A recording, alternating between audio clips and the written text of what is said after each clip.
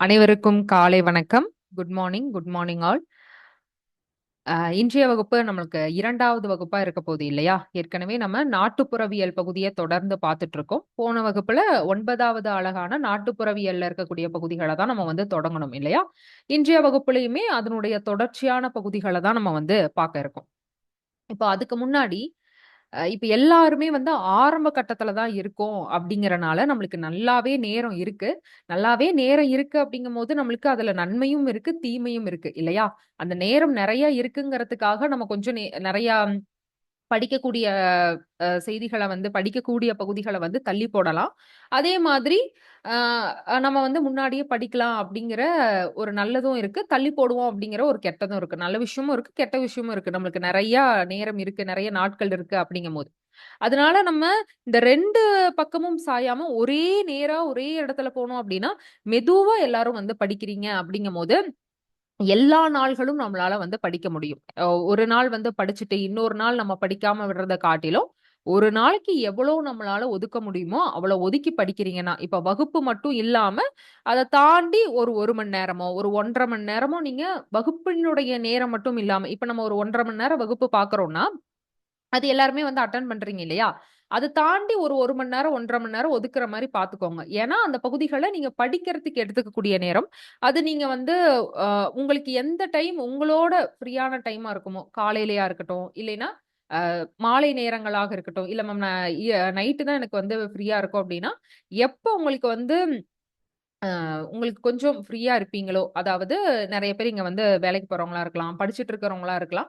அதனால வகுப்பு மட்டும் பார்த்தா போதும் அப்படின்னு இல்லாம, அப்படியே கொஞ்சம் கொஞ்சமா அந்த பகுதிகள படிக்கிறதுக்கும், திருப்பி பார்க்கறதுக்கும் நேரத்த வந்து ஒதுக்குங்க. சரிங்களா? அது வந்து ஒரு 3 மணி நேரம், 4 மணி நேரம் இருக்கணுங்கிற அவசியம் இல்ல.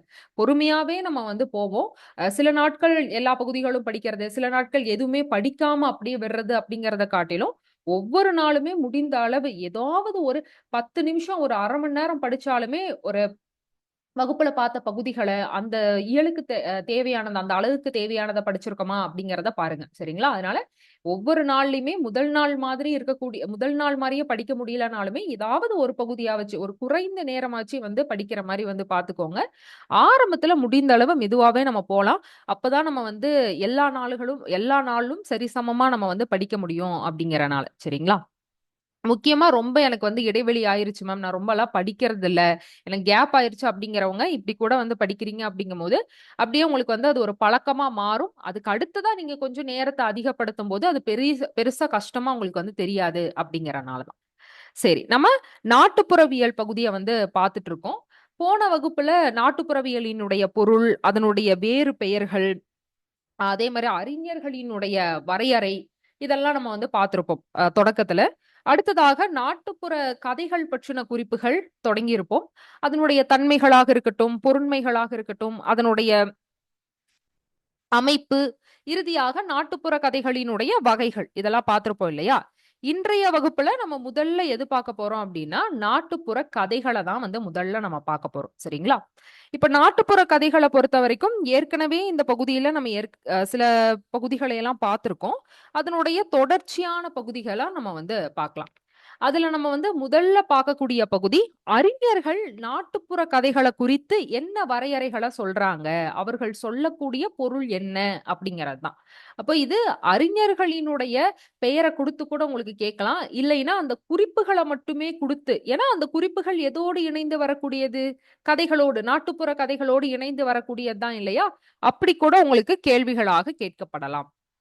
இப்ப முதல்ல பாலசுப்ரமணியன் அவர்கள் வந்து என்ன சொல்றாரு அப்டின்னா, இப்ப ஆரம்பத்துல மனிதன் எப்படி இருந்தாங்க அப்படிங்கிறத நம்ம வந்து அறிவியல் பூர்வமாகவும் சரி, இல்லைன்னா வரலாற்று பூர்வமாகவும் சரி, எப்படி தெரிஞ்சுட்டு வரோம்? மனிதன் வந்து ஆதி மனிதனாகத்தான் இருந்தாங்க. அவங்க வேட்டையாடி தான் அவங்களுடைய வாழ்க்கைய வந்து நகர்த்திட்டு போனாங்க. அப்படிங்கிறது தான் நம்ம வந்து காலம் காலமா கேட்டுட்டு வரக்கூடிய செய்தி இல்லையா?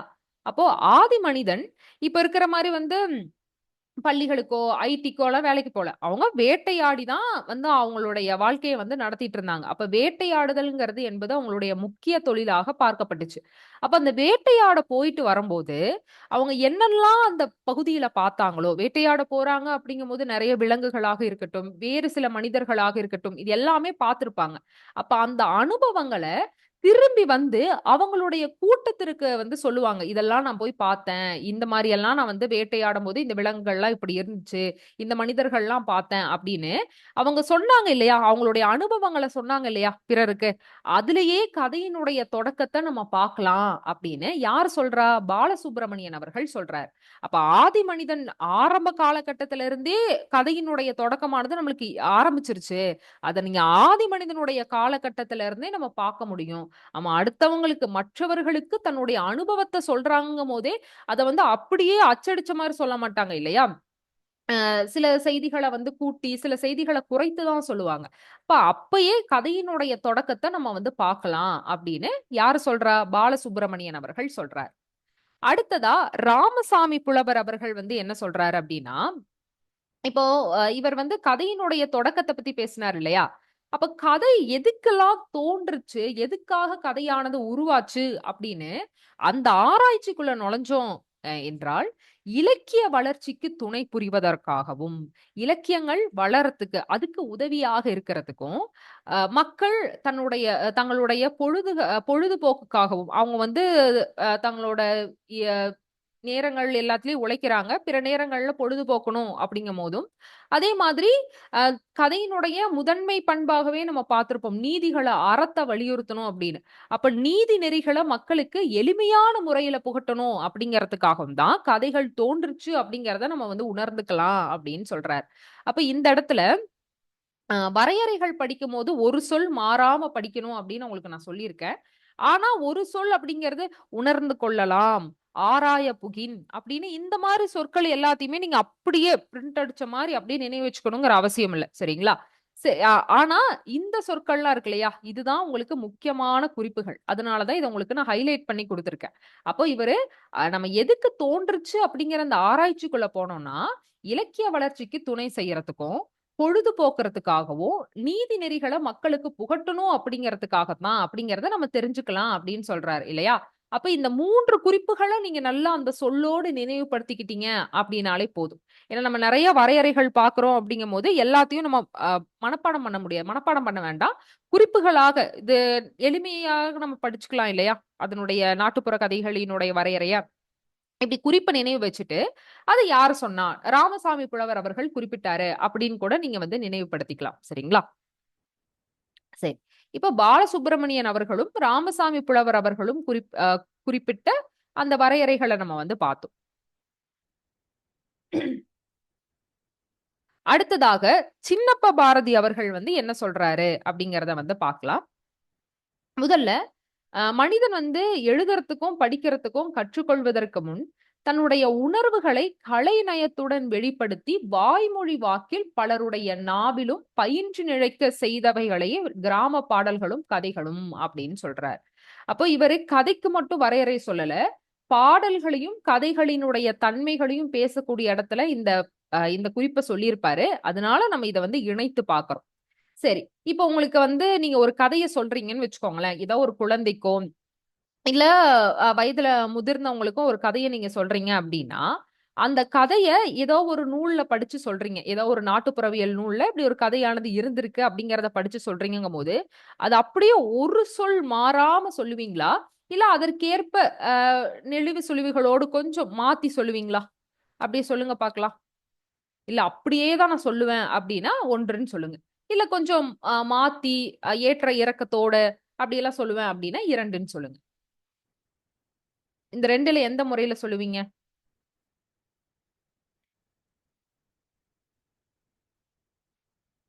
2வது தான் இல்லையா? என்னதான் நம்ம படிச்சிருந்தோம் அப்டின்னாலுமே, என்னதான் அந்த கதை நம்மளுக்கு தெரிஞ்சிருந்துச்சுனாலுமே, அதற்குரிய பாணியில நம்ம ஒரு நெளிவு சுளிவுகளோடு இப்போ வந்து ஒரு அரசர பத்தி சொல்றோம்னா, அரசர் இப்படி போருக்கு போனாராமா அப்படின்னு, அதற்குரிய உணர்ச்சிகளோடு, அதற்குரிய நயத்தோட நம்ம சொன்னா தான் அதுக்கு தகுந்த மாரி இருக்கும் இல்லையா?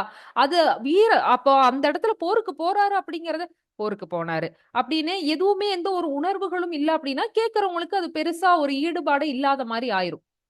அப்போ மனிதன் எழுதவும், படிக்கிறதுக்கும் தெரிஞ்சுக்கிறதுக்கு முன்னாடி அதைய தான் இவரு சொல்றாரு. இப்ப எழுதுறதுக்கும், படிக்கிறதுக்கும் கற்றுக்கொள்வதற்கு முன்னாடியே, அவனுடைய உணர்வுகள், அவங்க என்ன நினைக்கிறாங்க அப்படிங்கிறதா இருக்கட்டும், அவங்களுடைய அனுபவங்களாக இருக்கட்டும், அத ஒரு நயத்தோடு, கலை நயத்தோடு வெளிப்படுத்தி வாய்மொழி வாக்குல எல்லாருடைய பலருடைய நாவிலையும் பயின்று நிலைக்க செய்தவைகளாக இருக்கக்கூடியதான் 2. அதாவது கிராம பாடல்களும் கதைகளும் அப்படின்னு முதல் குறிப்பை வந்து சொல்றார்.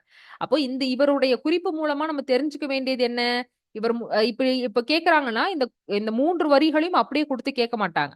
அப்போ மனிதன் தன்னுடைய உணர்வுகளை கலைநயத்தோட வெளிப்படுத்தினான். அதாவது கலைநயத்துடன் வெளிப்படுத்தி வாய்மொழி வாக்குல அத வந்து நிலை பெறச் செய்தான். அதன் விளைவாகத்தான் கதைகள் தோன்றுச்சு அப்படின்னு இவர் சொல்றாரு இல்லையா? அப்ப கலைநயத்துடன் கதைகள வந்து வெளிப்படுத்தினான் என்பதை கூறியவர் யார்? அப்படின்னு தான் உங்களுக்கு வந்து கேள்விகள் வந்து கேட்பாங்க. இப்ப இப்படிதான் கேள்விகள் கேட்கறதுக்கு வாய்ப்பு இருக்கு. இப்படி வரக்கூடியது எல்லாத்தையுமே அதனுடைய சாரம்சம் என்னவோ அத அப்படியே சுருக்கி, அதாவது முக்கியமான குறிப்புகள அப்படியே வந்து உங்களுக்கு கேள்வியா வந்து கேட்கப்படலாம். அதனாலதான் ஒவ்வொன்றிலுமே நீங்க நினைவுபடுத்திக்க வேண்டியத உங்களுக்கு நான் ஹைலைட் பண்ணி குடுத்திருக்கேன். அத எல்லாம் படிச்சுட்டு அந்த குறிப்புகள முக்கியமா நீங்க ஒரு தடவ நல்லா சொல்லி பார்த்துக்கணும். சரி. அப்ப இன்னைக்கு இந்த கிராம பாடல்களும் சரி, கதைகளும் சரி, ரொம்பயுமே வளர்ந்து வந்திருக்கக்கூடிய ஒன்றாக வந்து இருக்கு. அப்போ இவற்றை நாம் இழப்பது மிக தொன்மை வாய்ந்த இலக்கிய நூல்களின் உள்ளார்ந்த ஒரு ஆத்ம குரலை இழந்ததாக முடியும். இப்ப இன்னைக்கு பாடல்களும், கதைகளும் உணர்வுகளினுடைய வெளிப்பாடாக இருக்குங்கிறத நம்ம பார்த்தோம். அப்ப இன்னைக்கு நம்ம அதை இழந்துட்டோம் அப்படின்னா, நம்மளுடைய ஆத்ம குரல் உள்ளார்ந்த ஒன்று இருக்கு இல்லையா? அதையவே இழக்கிறதா வந்து முடிஞ்சிரும் அப்படிங்கிறத அவர் வந்து சொல்றார். சரிங்களா? அப்போ முதல்ல அதனுடைய தன்மைகள சொன்னாரு. அடுத்ததா அத நம்ம இழக்கிறோம்னா, நம்மளுடைய ஆத்ம குரலையே இழந்ததாக அது வந்து மாறிரும். அப்போ அது என்னைக்குமே போற்றி பாதுகாக்கப்பட வேண்டிய ஒன்றாக இருக்கணுங்கிறது தான் இதன் மூலமா அவர் வந்து வலியுறுத்தக்கூடியது. இப்ப இது கேட்கிறாங்கன்னா, இது அப்படியே கேட்கலாம். உள்ளார்ந்த ஒரு ஆத்ம குரலை இழந்ததாக முடியும். கிராம பாடல்களையும், கதைகளையும் நம்ம வந்து சரியாக பின்பற்றல. அத வந்து அடுத்தடுத்த சந்ததியர கொண்டு போல அப்படின்னா, இப்படி யார் குறிப்பிடுறாரு உங்களுக்கு அப்படின்னு கேட்கலாம். ஏன்னா, இதெல்லாம் இவர் சொல்லக்கூடிய வரையறைகள்ல அமையக்கூடியது. சரி. இப்ப 2வதா அவர் என்ன சொல்றாரு அப்படிங்கிறத பார்த்தோம். அடுத்து ஏன் அந்த ஆத்ம குரலை இழந்ததாக முடியும் அப்படின்னு சொல்றோம்னா, நம்மளுடைய இதிகாசங்களும் சரி, காவியங்களும் சரி, நாடோடி கதைகளுடனும், பாடல்களுடனும் இணைந்து ஊடாடி கலந்து ஊட்டம் பெற்று வளர்ந்து வந்திருக்கிறத நம்ம வந்து பார்க்கிறோம் அப்படின்னு சொல்றாங்க. அப்போ நம்மளுடைய இதிகாசங்கள், காவியங்கள், புராணங்கள்னு எதை எடுத்தாலுமே அதுல என்ன இருக்கும்? கதைகளானது இருக்கும் இல்லையா? அப்போ அவரு சொல்றதுக்கு காரணம், நம்ம ஆத்ம குரலே இழந்ததாக முடிஞ்சிரும் நான் சொல்றேன். ஏன் சொல்றேன்னா, இந்த இதிகாசங்களும், காவியங்களும் அது வந்து கதைகளோடும் நாட்டுப்புற கதைகளோடும், பாடல்களோடும் தான் இணைந்து வந்திருக்கு. அப்போ அது நம்மளுடைய தொன்மையான நம்மளுடைய மரபுகள உணர்த்தக்கூடியது. அதனால தான் அது ரொம்ப முக்கியம். நம்மளுடைய ஆத்ம குரலாக விளங்குது அப்படின்னு அவர் வந்து அவருடைய கூற்று மூலமா நம்மளுக்கு வந்து சொல்றாரு. சரிங்களா? அப்ப 3 குறிப்பு சொல்றாரு. முதல்ல தன்னுடைய உணர்வுகளையே கலைநயத்துடன் வெளிப்படுத்தி வாய்மொழி வாக்குல நிலைபெற செய்யக்கூடியதான் கதைகள் அப்படின்னு சொல்றாரு. அதுக்கப்புறம் அத வந்து ஒரு உள்ளார்ந்த ஒரு ஆத்ம குரல்னு குறிப்பிடுறாரு.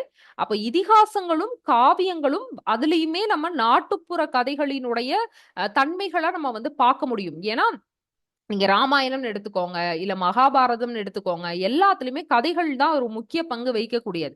அப்போ அதோடு இணைந்து அ இருக்கக்கூடியது தான் இந்த கதைகள். அது வளர்ந்து இதோடு இணைந்து வந்திருக்கக்கூடிய இந்த கதைகள், இதோடு வளர்ந்து வந்திருக்கிறத நம்ம பார்க்க முடியும். அப்ப அது இழந்தோம்னா, அது ஆத்ம குரல வந்து இழந்ததா முடியும் அப்படிங்கிறதுக்கு இந்த காரணத்த அவர் சொல்றார். சரிங்களா? அப்ப இந்த 3 குறிப்பும் யார் சொன்னது? சின்னப்ப பாரதி அவர்களால குறிப்பிடப்பட்ட குறிப்புகள். சரி. அடுத்ததாக ராமநாதன் அவர்கள் என்ன சொல்றாரு அப்படிங்கிறத பார்க்கலாம். இப்போ நாட்டுப்புற கதைகளானது மக்கள் வாழ்ந்த வரலாற்றையும், அவங்க வாழக்கூடிய வாழ்க்கையையும் நம்ம தெரிஞ்சுக்கிறதுக்கு உதவக்கூடிய அகராதிகள் அப்படின்னு சொல்றாரு. அப்போ இந்த இடத்துல அகராதிகள்னா எதுக்கு அது பயன்படக்கூடியதாக இருக்கும்? ஒரு சொல்லுக்கான பொருள் உங்களுக்கு தெரியல அப்படிங்கும்போது நீங்க அகராதிய போய் பார்ப்பீங்க இல்லையா? அப்போ இன்னைக்கு நம்ம இருக்கக்கூடிய இந்த நாட்டுப்புற கதைகள், நம்மளுடைய பழக்கத்துல இருக்கக்கூடிய நாட்டுப்புற கதைகள், மக்கள் வாழ்ந்த வரலாற்றையும், அவங்க வாழக்கூடிய வாழ்க்கையையும் புரிந்து கொள்ள உதவக்கூடியதுன்னு ஏன் சொல்றாரு? ஏன்னா, கதைகள்ல நெறைய கற்பனைகள் இருக்கதான் செய்யும். ஆனா கற்பனைகள் இருந்தாலுமே அது முழுவதுமாக அதனுடைய மையம், அதனுடைய அடிப்படைங்கிறது எதுல இருக்கும்? அவங்களுடைய வாழ்க்கை அனுபவத்துல என்ன பார்த்திருக்காங்க. அதே மாரி அவங்களுடைய முன்னோர்கள், அவங்களுடைய பெற்றோர்கள் அவங்களுக்கு என்ன சொன்னாங்க அப்படிங்கிறது தான் அதுல வந்து நெறைய செய்திகள நம்ம பார்க்க முடியும் இல்லையா? அப்ப அது மூலமா அவங்களுடைய வரலாற்ற நம்ம தெரிஞ்சுக்க முடியும். அவங்களுடைய வாழ்க்கைய நம்ம வந்து தெரிஞ்சுக்க முடியும். இப்ப நம்ம நாட்டுப்புற கதைகள நம்ம ஒரு மாரி சொல்றோம். இதுவே நீங்க மேலை நாட்டாருடைய நாட்டுப்புற கதைகள்லாம் பார்த்தீங்க அப்டின்னா, அவங்களுடைய பழக்கவழக்கம் எப்படி இருந்துச்சு? காலம் காலமாக அவங்க எப்படி பின்பற்றிட்டு வந்தாங்க? அப்படிங்கிறத வந்து நம்ம தெரிஞ்சுக்க முடியும். அப்ப அந்த கதைங்கிறது வெறும் கதைய மட்டும் உணர்த்தக்கூடியது இல்ல. அவங்க வாழ்ந்த முறைகளையும், வரலாற்றையும் உணர்த்தக்கூடியது. அத நம்ம தெரிஞ்சுக்கிறதுக்கு உதவியாக இருக்கக்கூடிய, துணை புரியக்கூடிய அகராதிகள் அப்படின்னு ராமநாதன் அவர்கள் சொல்றார். சரிங்களா? அப்ப இது ரொம்ப மிக முக்கியமான குறிப்பு. துணை புரியக்கூடிய அகராதிகள் அப்படின்னு சொல்றார். அடுத்ததா, அ இந்த இப்போ இத வந்து நீங்க ஆய்வு செய்றீங்க அப்படிங்கும்போது, இந்த வினாக்கள்லாம் கேளுங்க. இந்த கேள்வியெல்லாம் கேளுங்க. அந்த அந்த கேள்விகளுக்கெல்லாம் விடை காண முற்படுறீங்க அப்படிங்கும்போது, அது பயனுள்ளதாக இருக்கும் அப்படின்னு சொல்றார். அப்போ நாட்டுப்புற கதைகள்ல ஏன் இது வந்து தோன்றுச்சு? இவை ஏன் தோன்றுகின்றன? இது எப்படி பரவுது? இப்ப ஒருத்தர் தான் அந்த கதைய சொல்றாரு. ஆனா காலம் காலம் தோறும் இது எப்படி பரவுது? எவ்வாறு இது நிலை பெறுகின்றன? அத்தன காலகட்டத்த கடந்தும் இது எப்படி நிலைச்சு நிற்கு? அதே மாரி இது எப்படி மாற்றம் அடையுது? இது எதனால அழியுது? அப்படிங்கிற இந்த கேள்விக்கெல்லாம் நீங்க வந்து பதில் தேடுறீங்க அப்படிங்கும்போது, அப்ப அந்த மக்கள் வாழக்கூடிய வாழ்க்கை முறைய புரிஞ்சு கொள்றதுக்கு நம்ம வந்து இது வந்து பயனுடையதாக இருக்கும் அப்படின்னு சொல்றார். எதனால சொல்றாரு? இது ஏன் தோன்றுச்சு அப்படிங்கிற ஒரு கேள்வி எடுத்துக்கிட்டோம்னா, அந்த கேள்விக்கு நீங்க வந்து விடைய தேட முற்படுறீங்க. அப்ப என்ன பண்ணுவீங்க? அந்த மக்களினுடைய அந்த மக்களினுடைய வாழ்க்கை முறைகள் எப்படி இருந்துச்சு? காலம் காலமாக அவங்க எப்படி இருக்காங்க? அப்படிங்கிறதெல்லாம் நம்ம வந்து கண்டுபிடிப்போம் இல்லையா? அது அப்புறம் அது எப்படி பரவுச்சு அப்படிங்கும்போது, அப்ப எந்த இடத்திலிருந்து இப்போ ஒரு நிலப்பகுதியிலிருந்து இவங்க இந்த நிலப்பகுதிக்கு இடம்பெயர்ந்து வந்திருக்காங்கன்னா, அப்ப அதோட அவங்களோட சேர்ந்து இந்த கதைகளும் வந்துருச்சு அப்படிங்கிறத நம்ம வந்து தெரிஞ்சுக்க முடியும். அப்ப அது ஏன் நிலைச்சு நிற்கக்கூடியது? ஏன் மாற்றம் அடையக்கூடியது அப்படின்னு, இந்த கேள்விக்கெல்லாம் நீங்க பதில் தேட போறீங்க பதில் தேடுறோம் அப்படிங்கும்போது, ஒவ்வொரு அந்த மக்களினுடைய வாழ்க்கை சார்ந்த அவங்க வாழக்கூடிய வாழ்க்கை அமைப்பு சார்ந்து நம்ம வந்து புரிஞ்சுக்க முடியும் இல்லையா? ஏன்னா, கதைகள் என்பது அவர்களுடைய வாழ்க்கையோடு ஒன்றிணைந்த ஒன்றாக இருக்கக்கூடியது. அப்ப இந்த கேள்விக்கெல்லாம் நீங்க வந்து பதில தேடி பயணப்படுறீங்கங்கும்போது, அவங்களுடைய வாழ்க்கையையும், வாழக்கூடிய முறையும் நம்மளால வந்து புரிஞ்சு கொள்ள முடியும் அப்படின்னு சொல்றாரு. சரிங்களா? அப்ப இந்த நோக்குல வந்து கேள்விக்கான பதில நம்ம வந்து அணுகலாம் அப்படின்னு ராமநாதன் அவர்கள் வந்து குறிப்பிடுறார். சரி. இப்போ நம்ம 4 பேர பார்த்தோம். பாலசுப்ரமணியன் அவர்கள், ராமசுவாமி புலவர், சின்னப்ப பாரதி, ராமநாதன் அவர்கள். இப்போ இந்த 4 பேர்ல ஆதி மனிதன் காட்டுல வேட்டையாட சென்று திரும்புனாங்கல்ல, அப்பவிருந்தே கதையினுடைய தொடக்கத்த நம்ம பார்க்கலாம் அப்படின்னு சொன்னவங்க யாரு? யாருடைய குறிப்புல ஆதி மனிதன் காலத்திலிருந்தே கதையானது தொடங்குது அப்படிங்கிறத நம்ம பார்த்தோம். இப்ப நான் உங்களுக்கு ஆப்ஷனும் சொல்லிட்டேன். பாலசுப்ரமணியன் அவர்கள், ராமசாமி புலவர், சின்னப்ப பாரதி, ராமநாதன் அவர்கள். யாருங்கிற ஆப்ஷன் மட்டும் சொல்லுங்க.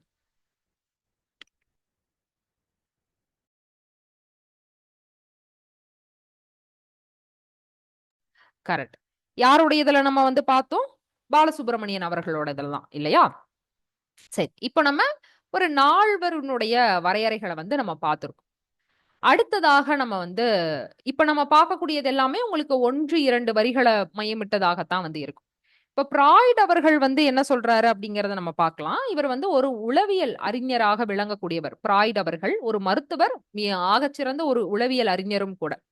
இவரு பழங்கதைகள் ஆசை நிறைவிற்குரிய கருவியாகும் அப்படின்னு சொல்றாங்க. அப்போ மக்கள் தங்களுடைய ஆசைகள், விருப்பங்கள் எல்லாத்தையுமே இந்த கதைகள் மூலமா நிறைவேற்றிக்கிறாங்க. அப்போ அந்த ஆசை நிறைவிற்குரிய கருவியாகத்தான் இந்த பழங்கதைகளானது செயல்படுது அப்படின்னு பிராய்ட் அவர்கள் வந்து சொல்றார். அடுத்து பிரேசர் அவர்கள் வந்து என்ன சொல்றாருன்னா, இயற்கையினுடைய வளம், பிறப்பு, இறப்பு இது அனைத்தை பற்றியும் நாட்டுப்புற கதைகளானது கூறுது. அப்ப இயற்கையினுடைய வளமாக இருக்கட்டும், அதனுடைய பிறப்பாக இருக்கட்டும், அதனுடைய இறப்பாக இருக்கட்டும். ஏன்னா இது சூழ்ந்து அதிகமா வந்து கதைகள் சொல்லப்படும்ங்கறனால, இது அனைத்தையும் இந்த கதைகளானது கூறுது அப்படின்னு பிரேச்சர் அவர்கள் வந்து சொல்றார். அடுத்ததா நாட்டுப்புற கதைகள் மனித குலத்தின் நனவெளி மனக்கனவுகளை காட்டும் அப்படின்னு சொல்றார். இப்ப நனவெளி மனம்னா நம்மளுடைய மனதுல ஒரு 3 பிரிவுகளாக நம்ம பிரிக்கலாம். இதெல்லாம் நம்ம திறனாய்வு பார்க்கும்போது பார்ப்போம். அதுல ஒரு பிரிவு தான் இந்த நனவெளி மனம் என்பது. அப்ப அந்த நனவெளி மனதினுடைய கனவுகளை நம்ம உள்ள என்ன நினைக்கிறோமோ, அத வெளிய காட்டக்கூடியதுதான் இந்த நாட்டுப்புற கதைகள் அப்படிங்கிறதா இந்த சொல்லாடல்ல யுங் அவர்கள் வந்து பயன்படுத்துறார். சரிங்களா? அப்ப நாட்டுப்புற கதைகள் மனித குலத்தினுடைய நனவெளி மனதினுடைய கனவுகள, விருப்பங்கள வந்து காட்டக்கூடியது அப்படின்னு சொல்றார். இப்ப இந்த மூவரினுடைய குறிப்புகளும் அப்படியே உங்களுக்கு கேட்பாங்க. சரிங்களா? இப்போ இதுல பொருளெல்லாம் உங்களுக்கு எதுவும் நான் புரியறதுக்காக உங்களுக்கு விரிவா விளக்கம் சொன்னேன். ஆனா இது கேள்வி எப்படி வரும்னா, ஆசை நிறைவுக்குரிய கருவியாக பழங்கதைகள் விளங்குது அப்படின்னு சொன்னவர் யாரு? அதே மாரி நனவெளி மனக்கனவுகளை கதைகள் காட்டுகின்றன அப்படின்னு சொன்னவர் யாரு? அப்படின்னு இப்படி சிறிதாக அந்த சொல்லாடல்கள மாத்தி கேட்கலாம். இல்லைன்னா இத அப்படியே குடுத்து பழங்கதைகள் ஆசை நிறைவிற்குரிய கருவியாகும் அப்படின்னு எந்த அறிஞர் சொல்றாரு? அப்படின்னு இப்படி கூட உங்களுக்கு கேள்வியா வரலாம். சரிங்களா? அப்படி எப்படி பார்த்தாலுமே இதுல இருக்கக்கூடிய அந்த சொல்லாடல்கள சொற்கள தான் வந்து பயன்படுத்துவாங்க. அதனால இந்த 3மே அதே மாதிரி வரத்துக்கு அதிகமான வாய்ப்பு இருக்குன்னு சொல்லலாம். ஏன்னா ஒரு அடிகள் தான் இருக்கு அப்படிங்கும்போது, அத நம்ம வந்து நல்லா பார்த்திருக்கணும். சரிங்களா? சரி. அடுத்ததா தமிழ்நாட்டு பழங்கதைகள் அப்படிங்கிற ஒரு நூல வந்து பதிப்பிச்சவங்க, பதிப்பகத்தார் அவங்க சொல்லக்கூடிய கருத்த ஒன்ற நம்ம வந்து பார்க்க போறோம். இவங்க என்ன சொல்றாங்கன்னா, நமது மக்களினுடைய படைப்புகளாக விளங்கக்கூடியதான் இந்த கதைகள். அவர்களினுடைய கற்பனை, நியாய உணர்வு, அறிவு நுணுக்கம் இதனுடைய வெளிப்பாடுகளாக, இதனுடைய வெளியீடுகளாகத்தான் இந்த கதைகளானது அமையுது. இது அதீதமான கற்பனை சரக்காகவே இருக்கின்றன அப்படின்னு சொல்றாங்க. சரிங்களா? அப்போ கதைகள் என்பது இப்ப சுத்தி சுத்தி பார்த்தோம்னா, உங்களுக்கு எல்லாமே வந்த கருத்தே தான் வரும். மக்களால உருவாக்கப்படக்கூடியது, மக்களினுடைய அனுபவங்கள்ல வரக்கூடியது, அவர்களினுடைய அ பண்பாட்ட உணர்த்தக்கூடியதுன்னு அப்படியே தான் சொல்லுவாங்க. ஆனா, அதனுடைய பயன்படுத்தக்கூடிய அந்த சொற்கள் மட்டும் உங்களுக்கு மாறுபடும். இப்ப இங்க மக்களினுடைய படைப்பு அப்படின்னு முதல் கருத்து சொல்றாங்க. அப்போ இது எல்லாமே மக்களால உருவாக்கப்படுதுங்கும்போது, அதுல அவங்களுடைய கற்பனைய நம்ம பார்க்க முடியும். நியாய உணர்வுகள பார்க்க முடியும். அறிவு தன்மைய, அறிவு நுணுக்கத்த பார்க்க முடியும். இப்ப இதனுடைய வெளிப்பாடு தான், வெளியீடு தான் அப்படின்னு 2வதா சொல்றாங்க. 3வதா பார்த்தோம் அப்படின்னா, அதீதமான கற்பனை சரக்காக இருக்கின்றன. இப்ப நெறைய இடங்கள்ல அந்த அவங்க பார்த்த அவங்களுடைய அனுபவம் என்பது வந்து ஒரு சிறிய அளவுல தான் இருக்கும். ஆனா அது கதையா சொல்லும்போது எந்த அளவு விரிவா சொல்ல முடியுமோ, அதுல எந்த அளவு செய்திகள இணைக்க முடியுமோ, அப்படி இணைத்து சொல்லுவாங்க இல்லையா? அதனால இவை அதீதமான கற்பனையினுடைய சரக்காகவே இருக்கின்றன அப்படின்னு வந்து குறிப்பிடுறாங்க. சரிங்களா? இது சொல்லக்கூடியவங்க தமிழ்நாட்டு பழங்கதைகள் அப்படிங்கிற ஒரு நூல பதிப்பித்த பதிப்பகத்தார் அந்த நூலினுடைய தொடக்கத்துல இந்த கருத்த வந்து சொல்லியிருப்பாங்க. அப்ப இந்த இடத்துல அ வரையறைகளாக கேட்கிறாங்கன்னா இப்படி கேட்கலாம். இல்ல வெறும் குறிப்புகளாக இப்ப நாட்டுப்புற கதைகளினுடைய தன்மைகள், அது குறித்த குறிப்புகள்னு கேட்டுட்டு, அதுல நாட்டுப்புற கதைகள்ல கற்பனைகள் இணைந்து இருக்கும் அப்படின்னு கூட உங்களுக்கு கேட்கலாம். அது மக்களினுடைய படைப்புகளாக விளங்கக்கூடியது. அது அடுத்தது மக்களினுடைய இயற்கையினுடைய பிறப்பு, இறப்பு இத பத்தியும் நாட்டுப்புற கதைகள் கூறும் அப்படின்னு அறிஞர்கள்லாம் பெயரெல்லாம் சொல்லாம, அவங்க சொன்ன அந்த வரையறைகள் இருக்கு இல்லையா? அவங்க குறிப்பிட்ட அந்த குறிப்புகள் இருக்கு இல்லையா? அத மட்டுமே குடுத்து கூட உங்களுக்கு கேட்பாங்க. நாட்டுப்புற கதைகளினுடைய தன்மைகளோ, இல்ல அதனுடைய பண்புகளோ, அப்படி கூட குடுத்து உங்களுக்கு கேள்வியா வந்து கேட்கப்படலாம். அப்ப படிக்கும்போது, அந்த குறிப்பு, அந்த சொன்னவங்க யாருன்னு இணைத்தே வந்து படிக்க பாருங்க. இல்ல மேம் என்னால வந்து ஒ அ தொடக்கத்திலே இத்தன பேத்த வந்து நினைவுபடுத்திக்க முடியாது அப்படின்னு நெனச்சீங்க அப்படிங்கும்போது, வெறும் அந்த குறிப்புகள மட்டுமே படிச்சுட்டு, அந்த குறிப்புகள் உங்களுக்கு நல்லா நினைவானக்கப்புறம், தெரிஞ்சக்கப்புறம், அதுக்கப்புறம் ஃப்ராய்ட் இப்படி சொல்லியிருக்காரு. பிரேசர் அப்படி இவரு சொல்லியிருக்காரு அப்படின்னு நினைவுபடுத்திக்கலாம். சரிங்களா? ஏன்னா எல்லாருக்குமே இதுல நெறைய மேலை நாட்டு அறிஞர்களினுடைய பெயர்கள் வருதுங்கறனால, நினைவுபடுத்திக்க முடியாது. அதனால உங்களுக்கு நான் வந்து குறிப்பிட்டேன். சரி. இப்போ நம்ம வந்து பழங்கதைகள் நூலினுடைய பதிப்பகத்தார் குறிப்பிட்ட அ செய்திகள் வரைக்கும் நம்ம பார்த்தோம். அடுத்ததா கீரா அவர்கள் என்ன சொல்றாரு? ராஜநாராயணன் அவர்கள் என்ன சொல்றாரு? அப்படிங்கிறத பார்க்கலாம். இப்போ இவர் வந்து ஜனங்களிடம் கதைகள் சென்று சென்று திரும்பும் போதெல்லாம், அதற்கு புதுசு புதுசாக சிறகுகள் முளைக்கின்றன அப்படின்னு சொல்றார். ஏன்னா ஒரு கதையை நீங்க கேட்டிருப்பீங்க. ஆனா அதே கதை இன்னொருத்தவங்களுக்கு சொல்றோம் அப்படிங்கும் போது அது அப்படியே அவங்க எந்த சொல்லாடலை பயன்படுத்தினாங்களோ அப்படியே நம்ம நிச்சயமா பயன்படுத்த மாட்டோம் இல்லையா? நமக்கு ஏற்ப நம்ம எந்த நமக்கு அந்த கதையை எப்படி சொல்லணும்னு விரும்புறோமோ அந்த மாதிரி அது இன்னொரு கதையா அது வந்து புதுசா பிறக்கும். அததான் இவர் வந்து புதுசு புதுசாக சிறகுகள் முளைக்கின்றன அப்படின்னு சொல்றார். அதுக்கு அடுத்ததா ஒவ்வொரு மனுஷனுக்குள்ளேயும் கதை படைக்கிற ஒரு மனுஷ பையன் வாழ்ந்து கொண்டிருக்கிறான் அப்படின்னு சொல்றார். இப்ப எல்லாத்துக்குமே இதுக்கு நம்ம வந்து எம்ஃபில் படிச்சிருக்கணும், பிஹெச்டி படிச்சிருக்கணும் அப்படிங்கிற அவசியம் எல்லாம் கிடையாது. எல்லாத்துக்குள்ளேயும் இயற்கையாகவே அந்த கதையை படைக்கக்கூடிய அந்த தன்மையானது இருக்கு. எல்லா மனுஷனுக்குள்ளேயும் இந்த கதையை படைக்கக்கூடிய ஒரு மனுஷ பையன் வாழ்ந்துட்டு தான் இருக்கான் அப்படிங்கிறத வந்து ஒரு வழக்கு சொல்லாடல்ல வந்து இவர் குறிப்பிட்டிருக்காரு. கீரா அவர்கள் குறிப்பிட்டிருக்காரு. சரிங்களா? அப்ப இது அப்படியே தான் கேட்கறதுக்கு வாய்ப்பு இருக்கு. ஒருவேளை வரையறையா கேக்குறாங்க அப்படின்னா, புதுசு புதுசாக சிறகுகள் முளைக்கின்றன அப்படின்னு சொன்னவர் யாரு அப்படின்னு கேட்கலாம். இல்லைன்னா இந்த நம்ம அடுத்து பார்த்து இந்த குறிப்பை கொடுத்து கூட யாரு சொல்றாங்க அப்படின்னு கேட்கலாம். இப்ப நம்ம கீரா அவர்களினுடைய குறிப்பை பார்த்தோம். அடுத்ததா சுப்பிரமணியன் அவர்கள் என்ன சொல்றாரு? ஒவ்வொரு முறையும் மாறாமல் ஒன்று போல் பிழையும் பிசரும் இல்லாமல் கதை சொல்வது என்பது முடியாத காரியம் அப்படின்னு சொல்றார். அப்போ இது காலப்போக்குல பல்வகையான மாறுதல்களை பெறக்கூடியது. நம்ம பார்த்துட்டே வரக்கூடியதான். ஒருத்தவங்கள்ட்ட இருந்து நம்ம கதையை கேட்டிருந்தோம்னாலுமே அதை இன்னொருத்தவங்கள்ட்ட நம்ம சொல்லும் போது அதே மாதிரி நம்ம சொல்ல மாட்டோம். மாறிக்கிட்டே தான் இருக்கும். அப்போ ஒவ்வொரு முறையும் மாறாம இருக்கும். பிழையும் பிசுரும் வந்து அதுல வந்து இருக்காது நம்ம வந்து சொல்ல முடியாது. அப்ப பிழையும் பிசிரும் இருக்கக்கூடியதான் கதை. அதுல வந்து கதை சொல்றது அப்படிங்கிறது காலப்போக்குல மாறிக்கிட்டே தான் இருக்கும். நம்ம வந்து நம்மளுடைய பெற்றோர்ட்ட இருந்தோ, நம்மளோட தாத்தா பாட்டிட்ட இருந்தோ ஒரு கதையை கேட்டு, அடுத்து நம்மளுடைய அடுத்த சந்ததியினருக்கு நம்ம சொல்றோம்னா, இந்த காலகட்டத்திற்கு ஏற்ப நம்மளுடைய புரிதலுக்கு ஏற்ப தான் நம்ம சொல்லுவோம் இல்லையா? அதனால அது வந்து மாறுதல்களை பெறக்கூடியதாக இருக்கு அப்படின்னு சுப்பிரமணியன் அவர்கள் சொல்றார். அப்ப இத தனியா கூட இவர் சொல்லக்கூடிய கருத்துக்கள் மட்டும் இல்லாம ஒரு கூற்று மாறியோ இல்ல குறிப்பு மாறியோ கொடுத்து கதைகள் காலப்போக்குல மாறவே மாறாது. அது மாறாத தன்மை உடையது. ஒரே மாதிரி தான் இருக்கும் அப்படின்னு ஒரு கூற்று குடுப்பாங்க. அது தவறுதான். இப்படி கூட உங்களுக்கு அந்த சொல்ல மாத்தி குடுப்பாங்க நம்ம பார்த்தோம் இல்லையா? இப்படிதான் அந்த குறிப்புகள வந்து மாத்தி குடுக்கறதுக்கு வந்து வாய்ப்புகள் வந்து இருக்கு. இப்ப படிக்கும்போது அந்த குறிப்புகள் கதைகளோடு இணைந்து வரக்கூடியது அப்படிங்கிறதையும் நம்ம வந்து தெரிஞ்சிருக்கணும். அடுத்ததா வந்து கோவிந்தன் அவர்கள் வந்து என்ன சொல்றாருன்னா, பஞ்சதந்திர கதைகள மூலமாக கொண்டு பல கதைகள் ஈசாப் கதைகளிலும், அரபு கதைகள்லயும் காண கிடைக்கின்றன அப்படின்னு சொல்றார். அதாவது இந்த ஈசாப் கதை அப்படிங்கிறது பாத்தீங்கன்னா, ஒரு கிரேக்க அறிஞர் அ ஈசாப் அப்படிங்கிறவரு, அவரால சொல்லப்பட்ட கதைகள தான் ஈசாப் கதைகள் அப்படின்னு சொல்லுவாங்க. அப்ப இந்த ஈசாப் கதைகளுக்கும், அரபு கதைகள் இருக்கு இல்லையா? இது 2க்கும் மூலமாக இருக்கக்கூடியது எது அப்படின்னா, மூல காரணிகளாக இருக்கக்கூடியது எதுன்னா, நம்ம நாட்டுல இருக்கக்கூடிய பஞ்சதந்திர கதைகள் தான் அப்படின்னு கோவிந்தன் அவர்கள் சொல்றார்.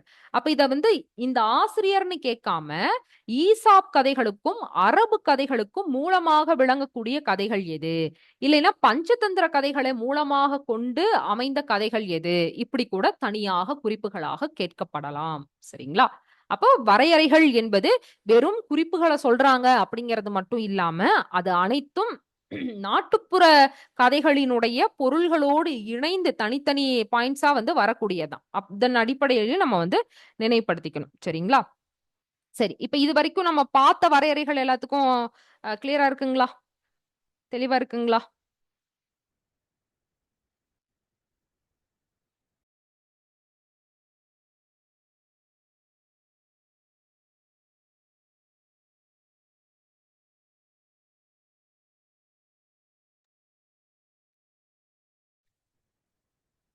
ஓகே. கிளியர் இல்லையா? சரி. இப்ப நம்ம வந்து வரையறைகள பார்த்து முடிச்சிருக்கோம்.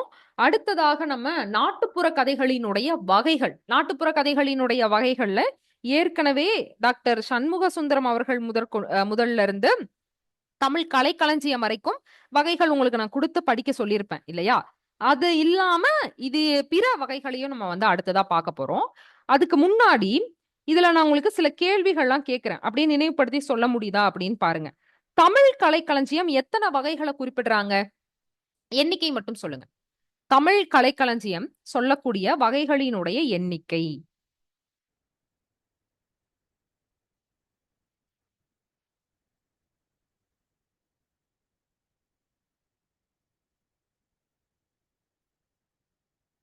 கரெக்ட். 7 வகைகளை வந்து குறிப்பிடுறாங்க இல்லையா?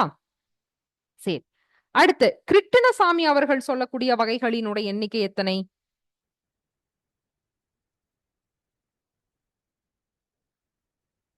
கிருட்டிணசாமி அவர்கள் கூறக்கூடிய வகைகளின் எண்ணிக்கை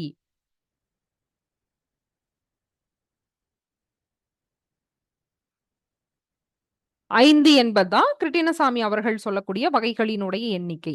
கரெக்ட். அடுத்து சக்திவேல் அவர்கள் குறிப்பிடக்கூடிய வகைகளினுடைய எண்ணிக்கை எத்தனை?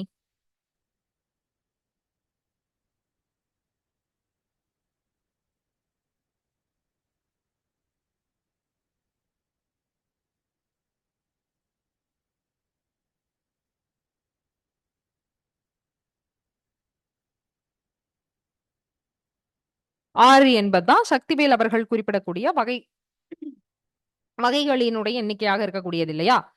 சரி. இப்ப நம்ம பார்த்த பகுதி இல்லாம அதனுடைய தொடர்ச்சியான இனி வகை பகுதிகளையும் நம்ம வந்து பார்க்க போறோம். இப்ப இந்த பகுதியெல்லாம் உங்களுக்கு நான் அப்படியே குடுத்து படிங்க அப்படின்னு சொல்லிறலாம். அப்ப இந்த பகுதிகள்லாம் நம்ம வகுப்புல இடையில இடையில கேட்கறதுக்கு காரணம், அந்த பகுதிய நீங்க படிச்சு நினைவுபடுத்திக்க முடியுமா? அத வந்து வெறும் கேள்விகளாக ஒரு டெஸ்ட் அட்டெண்ட் பண்றோம் அப்படிங்கிறத தாண்டி, இடையில அத தாண்டிலாம் நம்ம கேட்கிறோம் அப்படிங்கும்போது, இதெல்லாம் நீங்க பயன்படுத்திக்கிறீங்க, சொல்றீங்க அப்படிங்கும்போது, அத வந்து உங்களுக்கு மறக்காது. சரிங்களா? அதனால தான் நம்ம வந்து இதுக்குன்னே சொல்லி சில நேரங்கள ஒதுக்கி நம்ம வந்து கேட்கிறோம்.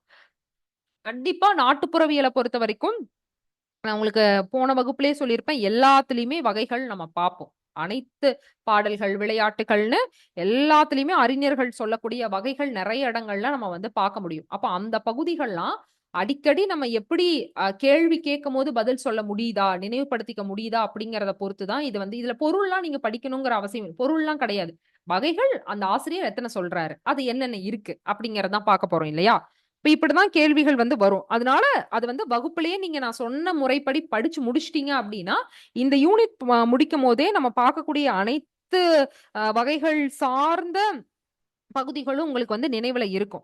ஆனா, பின்னாடி மொத்தமா படிக்கிறீங்க அப்படிங்கும்போது உங்களுக்கு கொஞ்சம் கஷ்டமா இருக்கும். அதனால தான் நம்ம வந்து வகுப்பிலேயே பிரிச்சு, பிரிச்சு படிங்க அப்படின்னு சொல்றோம். சரிங்களா? அதனால பின்னாடி படிச்சுக்கலாம் அப்படின்னு சில பகுதிகள்லாம் நம்ம விட்டோம்னா, நம்ம நெனச்சா தான் அத வந்து படிக்க முடியும். ஆனா, படிக்க சொல்லியிருக்காங்க, கேள்விகள் கேட்கப்படும் அப்படின்னு நெனச்சு படிக்கிறீங்கங்கும்போது, அந்த நேரத்துக்குள்ள நம்மளால படிச்சு முடிச்சிட முடியும்னு தான் நம்ம இந்த பகுதிகள்லாம் வந்து சொல்றோம். அத வந்து முடிந்த அளவு எல்லாரும் வந்து பயன்படுத்திக்க பாருங்க. சரிங்களா? சரி. இப்ப நம்ம வந்து நாட்டுப்புற கதைகளினுடைய பிற வகைகள் வந்து பார்க்கலாம். இப்ப வில்லியம் பாஸ்கம் அவர்கள் வந்து ஒரு 3 வகைகளாக சொல்றாரு. புராண கதைகள், பழமரபு கதைகள், அதே மாரி நாட்டுப்புற கதைகள் என்று ஒரு 3 பிரிவுகளாக வந்து குறிப்பிடுறாரு. அடுத்ததாக பிரிட்டானியா கலைக்களஞ்சியம் வந்து எத்தன வகைகள வந்து சொல்றாங்கன்னா, அவங்களும் புராண கதைகள், பழங்கதைகள், பொதுமக்கள் கதைகள் அப்படின்னு 3ஆ வந்து பிரிச்சிருக்காங்க. அப்ப இதுல பெருசா வேறுபாடெல்லாம் கிடையாது. அதாவது அந்த நாட்டுப்புற கதைகள் இங்க பொதுமக்கள் கதைகள் அப்படின்னு சொல்லப்படுது இல்லையா? அப்ப அத மட்டும் நீங்க அந்த வித்தியாசத்த மட்டும் நீங்க படிச்சுட்டீங்க அப்படின்னா போதும். அதே மாதிரி இங்க எந்த அடிப்படையில யாரு வந்து எந்த வகைய வந்து சொல்றாங்க அப்படிங்கிறதையும் நீங்க வந்து இங்க நினைவுபடுத்திக்கிட்டீங்க அப்படின்னா போதும். அப்ப ஒரே மாரி வரத இப்ப நான் உங்களுக்கு நான் சேர்த்தியே குடுத்திருப்பேன். அத மட்டும் அந்த பெயர்களையும் 3 வகைகள் அப்படிங்கிறதையும் வந்து தெரிஞ்சுக்கணும். சரிங்களா? அடுத்ததா வந்து அந்த ஸ்டித் தாமஸ் அவர்களினுடைய வகைகள் ஏற்கனவே நம்ம வந்து பார்த்திருப்போம் இல்லையா?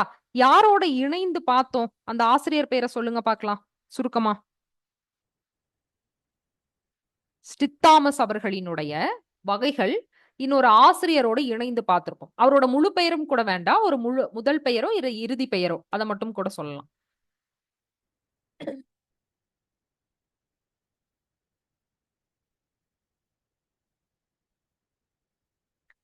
ஆன்டி ஆர்னி அவர்களோட இணைந்து நம்ம வந்து பார்த்திருப்போம். எத்தன வகைகளாக நம்ம பார்த்தோம்?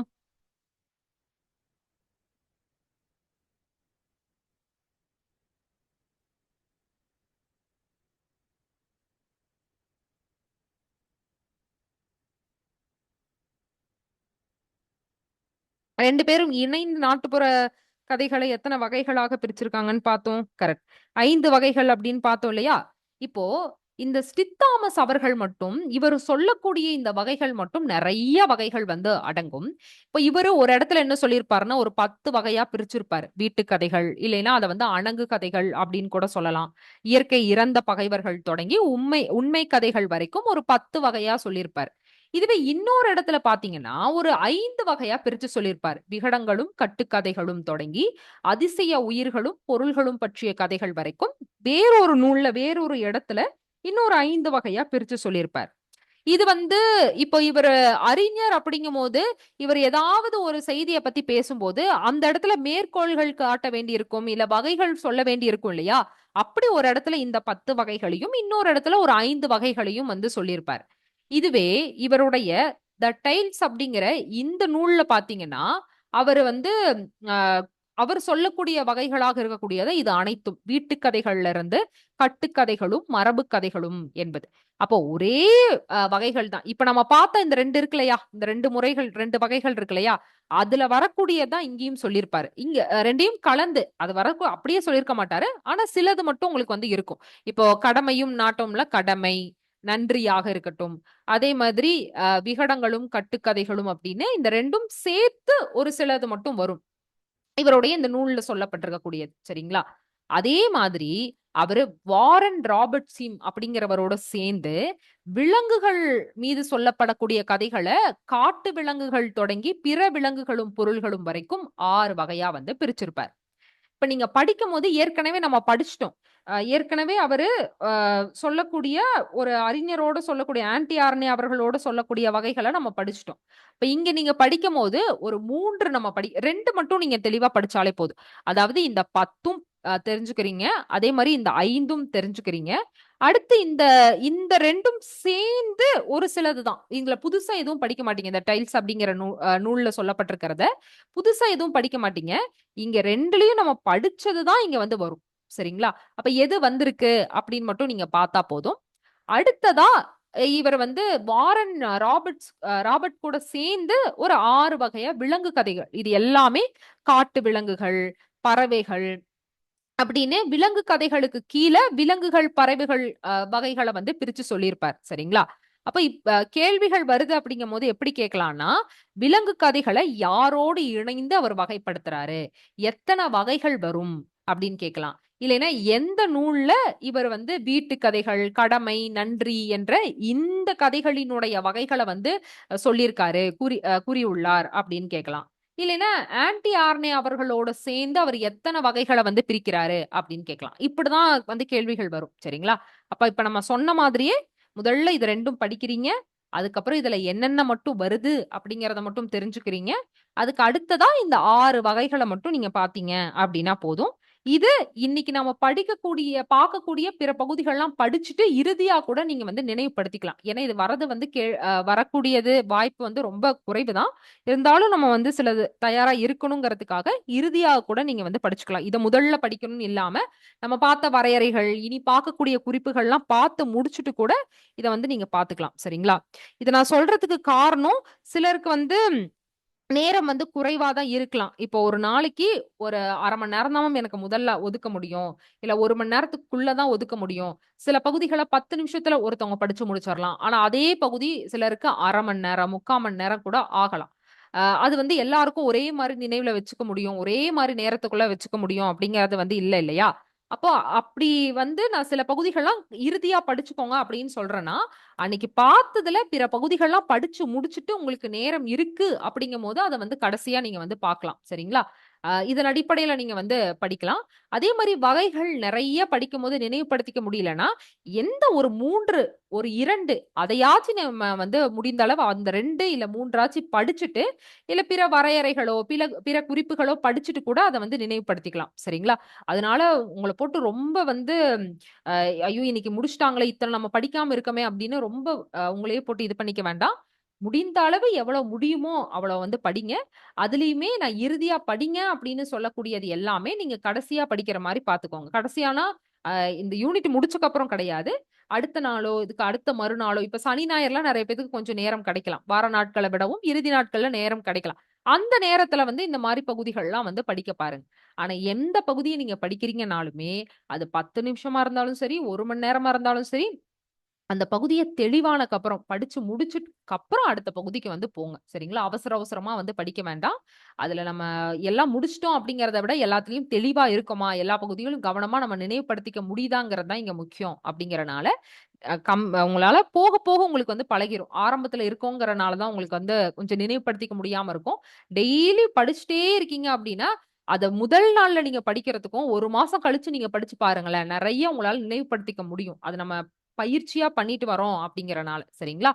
அதனால எவ்வளவு முடியுமோ, அந்த சில பகுதிகள் மட்டுமே வந்து படிங்க. முடிந்த அளவு நேரத்த வந்து ஒரு 1/2 மணி நேரம், 1 மணி நேரம் வந்து ஒதுக்க பாருங்க. அத ஒரு பழக்கமா வந்து கொண்டு வர பாருங்க. சரிங்களா?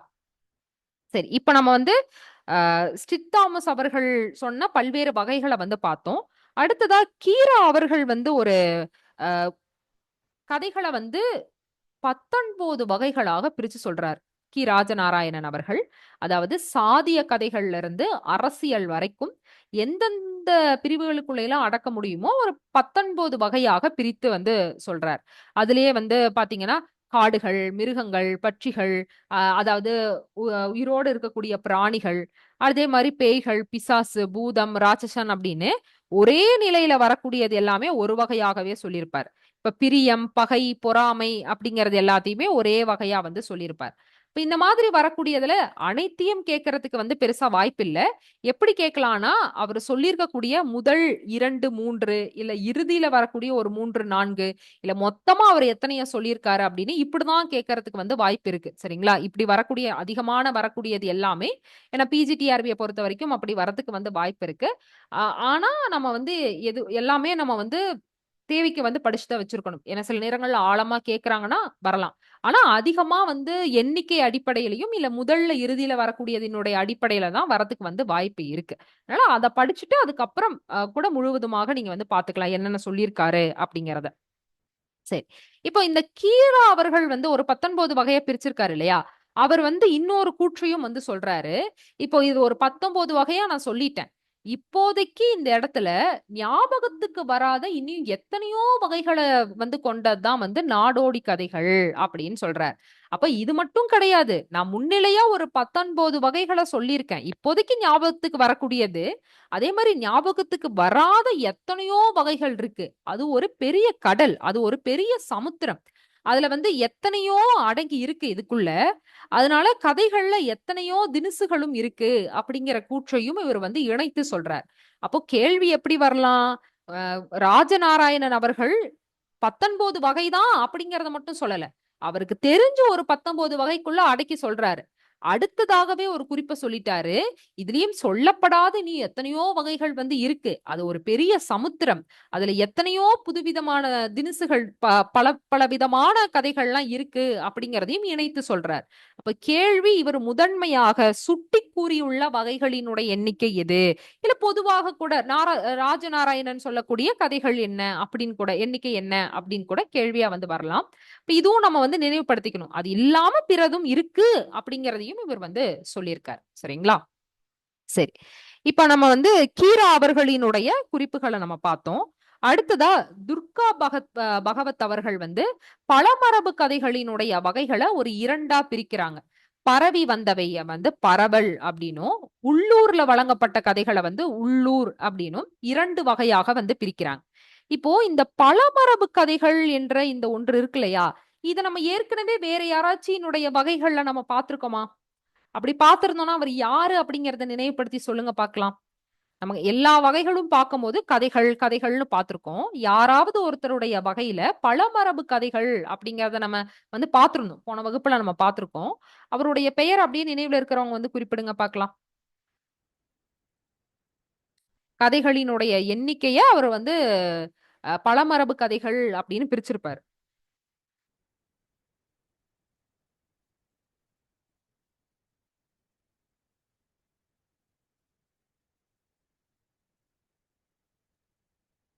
இல்ல நம்ம போன வகுப்புல பார்த்தவங்கள வந்து சொல்லுங்க. போன வகுப்புல நம்ம ஒருத்தரோட இதுல பார்த்தோம் இல்லையா? பழமரபு கதைகள எத்தனையாக வகைப்படுத்துகிறார் அப்படின்னு நம்ம பார்த்திருப்போம். யார் பார்த்தோம்? கரெக்ட். லூர்து அவர்கள் 9 வகையாக பிரிச்சிருப்பாரு அப்படின்னு நம்ம பார்த்தோம் இல்லையா? இப்ப இங்க துர்கா பகவத் அவர்கள் பழமரபு கதைகள ஒரு 2ஆக பிரிச்சு சொல்றாங்க. அப்ப பழமரபு கதைகள் என்பது எதை குறிப்பிடக்கூடியது? இதுவுமே ஒரு வகையான நாட்டுப்புற கதைகள் தான். இந்த கதைகள் பழமரபு கதைகள பொறுத்தவரைக்கும், இது காலம் காலமாக பின்பற்றப்பட்டுட்டு வரக்கூடியது. இதுல சொல்லப்படக்கூடிய நிகழ்வுகள், சம்பவங்கள் எல்லாமே உண்மையாகவே நடந்ததாகவே நம்பப்படக்கூடியது. இதுல பழமரபு கதைகளாக சொல்லப்படக்கூடியதுல எல்லாமே இது உண்மையாலுமே நடந்துச்சு அப்படின்னு மக்களால நம்பப்படக்கூடிய ஒன்றாக வந்து இருக்கக்கூடியதாக இருக்கும். அதாவது இப்ப கிராமங்கள் எல்லாத்துலயுமே பெண் தெய்வங்களினுடைய கதைகள்லாம் சொல்றாங்கன்னா, இப்படி உண்மையாலுமே இந்த நாட்டுல இவங்க வந்து வாழ்ந்தாங்க அப்படின்னு சொல்லுவாங்க இல்லையா? அந்த அமைப்புல வரக்கூடியது எல்லாமே நம்ம வந்து பழமரபு கதைகள் அப்படின்னு சொல்லலாம். இது அதிகமா பெரும்பாலான கதைகள் உள்ளூரை சார்ந்ததாகத்தான் இருக்கும். சிலது மட்டும் ஒரு சிலது மட்டும் இதிலிருந்து விதிவிலக்கா வரக்கூடியது. ஆனா பெரும்பாலான கதைகள் உள்ளூரை சார்ந்தவை தான். இந்த பழமரபு கதைகள் தேவதை கதைகள விடவும் சுருக்கமானது அப்படின்னு சொல்லலாம். தேவதை கதைகள்னா என்னங்கிறத நம்ம பார்ப்போம். இத விடவும் இந்த சுருக்கமான அமைப்பு முறையில கொண்டது தான்.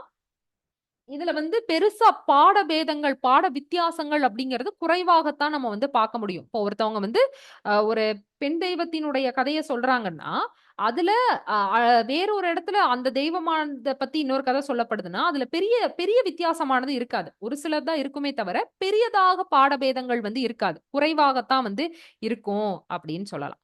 அப்ப பழமரபு கதைகள் என்பதும் நாட்டுப்புற கதைகள்ல ஒன்றுதான். அதுக்கு கீழ வரக்கூடியது தான். அதிகமா உள்ளூரை சார்ந்தது. பாடபேதங்கள் இதுல குறைவா இருக்கும். ரொம்ப சுருக்கமானதுன்னு சொல்லலாம். தேவதை கதைகள காட்டிலும் இது வந்து சுருக்கமானது. இப்ப இப்படி நாட்டுக் கதைகள், அதாவது நாட்டுப்புற கதைகள், பிற நாட்டுப்புற கதைகள விட, நம்ம நாட்டுல வழங்கப்படக்கூடிய நாட்டுப்புற கதைகள் என்பது பாரம்பரிய சிறப்பும், பண்பாட்டு சிறப்பும் கொண்டதாக இருக்கக்கூடியது. முக்கியமா இலக்கியங்கள்ல இதுக்குன்னு சொல்லி ஒரு தனித்த ஒரு இடமானது இருக்கு. கதைகள பொறுத்தவரைக்கும் இலக்கியங்கள்ல ஒரு தனித்த இடமானது இருக்கு. அதனால தான் வந்து கதைகளினுடைய களஞ்சியமாக நம்ம நாட்டையே நம்ம வந்து குறிப்பிடுறோம். அப்ப இந்தியாவினுடைய இலக்கிய பண்பாட்டு பாரம்பரியம், தொன்மையும் இந்தியாவினுடைய இலக்கிய பண்பாட்டு பாரம்பரியமானது தொன்மையும், உயர்வும் உடையது அப்படின்னு சொல்லலாம். அதுக்கு இந்த நாட்டுப்புற கதைகள் ஒரு முக்கிய காரணமாக விளங்குது அப்படின்னு சொல்லப்படுது. இப்ப நம்ம பார்த்த வகைகள்லாம் நம்ம வந்து பார்த்துட்டு வரோம் இல்லையா?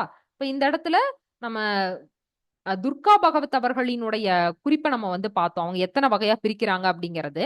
அதுல இந்த பழமரபு கதைகள் என்ற இதனுடைய பொருள நம்ம தனியா பார்த்தோம். அதிகமா அறிஞர்கள் வந்து சொல்லக்கூடியது, நம்மளுடைய பிற கதைகள காட்டிலும் நம்மளுடைய நாட்டு கதைகளுக்கு அப்படின்னு சொல்லி பாரம்பரிய சிறப்பும் இருக்கு, இலக்கியங்கள்ல இடமும் இருக்கு என்பதுதான். அது இவங்களும் ஒத்துக்கிறாங்க. துர்கா பகவத் அவர்களும் வந்து ஒத்துக்கிறாங்க. நெறைய அறிஞர்கள் சொல்லக்கூடிய பொது குறிப்பு தான் இது. அதனால தான் இங்க வந்து யாருங்கிறத நம்ம பார்க்கல. பொதுவா நாட்டுப்புற கதைகள பத்தி சொல்லக்கூடிய குறிப்பாக நம்ம வந்து பார்க்கிறோம். அப்போ நம்மளுடைய இந்தியாவினுடைய இலக்கிய பண்பாட்டு பாரம்பரியமானது தொன்மை சிறப்பையும், உயர்வையும் உடையது அப்படின்னு சொல்லலாம். அதுக்கு கதைகளும் ஒரு முக்கிய காரணம், பங்கு வகிக்கக்கூடியதாக இருக்கு. சரி. இப்ப நம்ம இதெல்லாம் பார்த்தோம். அ கதைகளினுடைய வகைகள் நம்ம வந்து பார்த்துட்டு இருக்கோம். இறுதியா துர்கா பகவத் அவர்கள் சொன்ன வகைகள வந்து பார்த்தோம். இப்ப கீரா அவர்கள் எத்தன வகைகள சொல்லியிருக்காரு அப்படிங்கிறத நம்ம பார்த்தோம். அப்படியே சொல்லுங்க பார்க்கலாம்.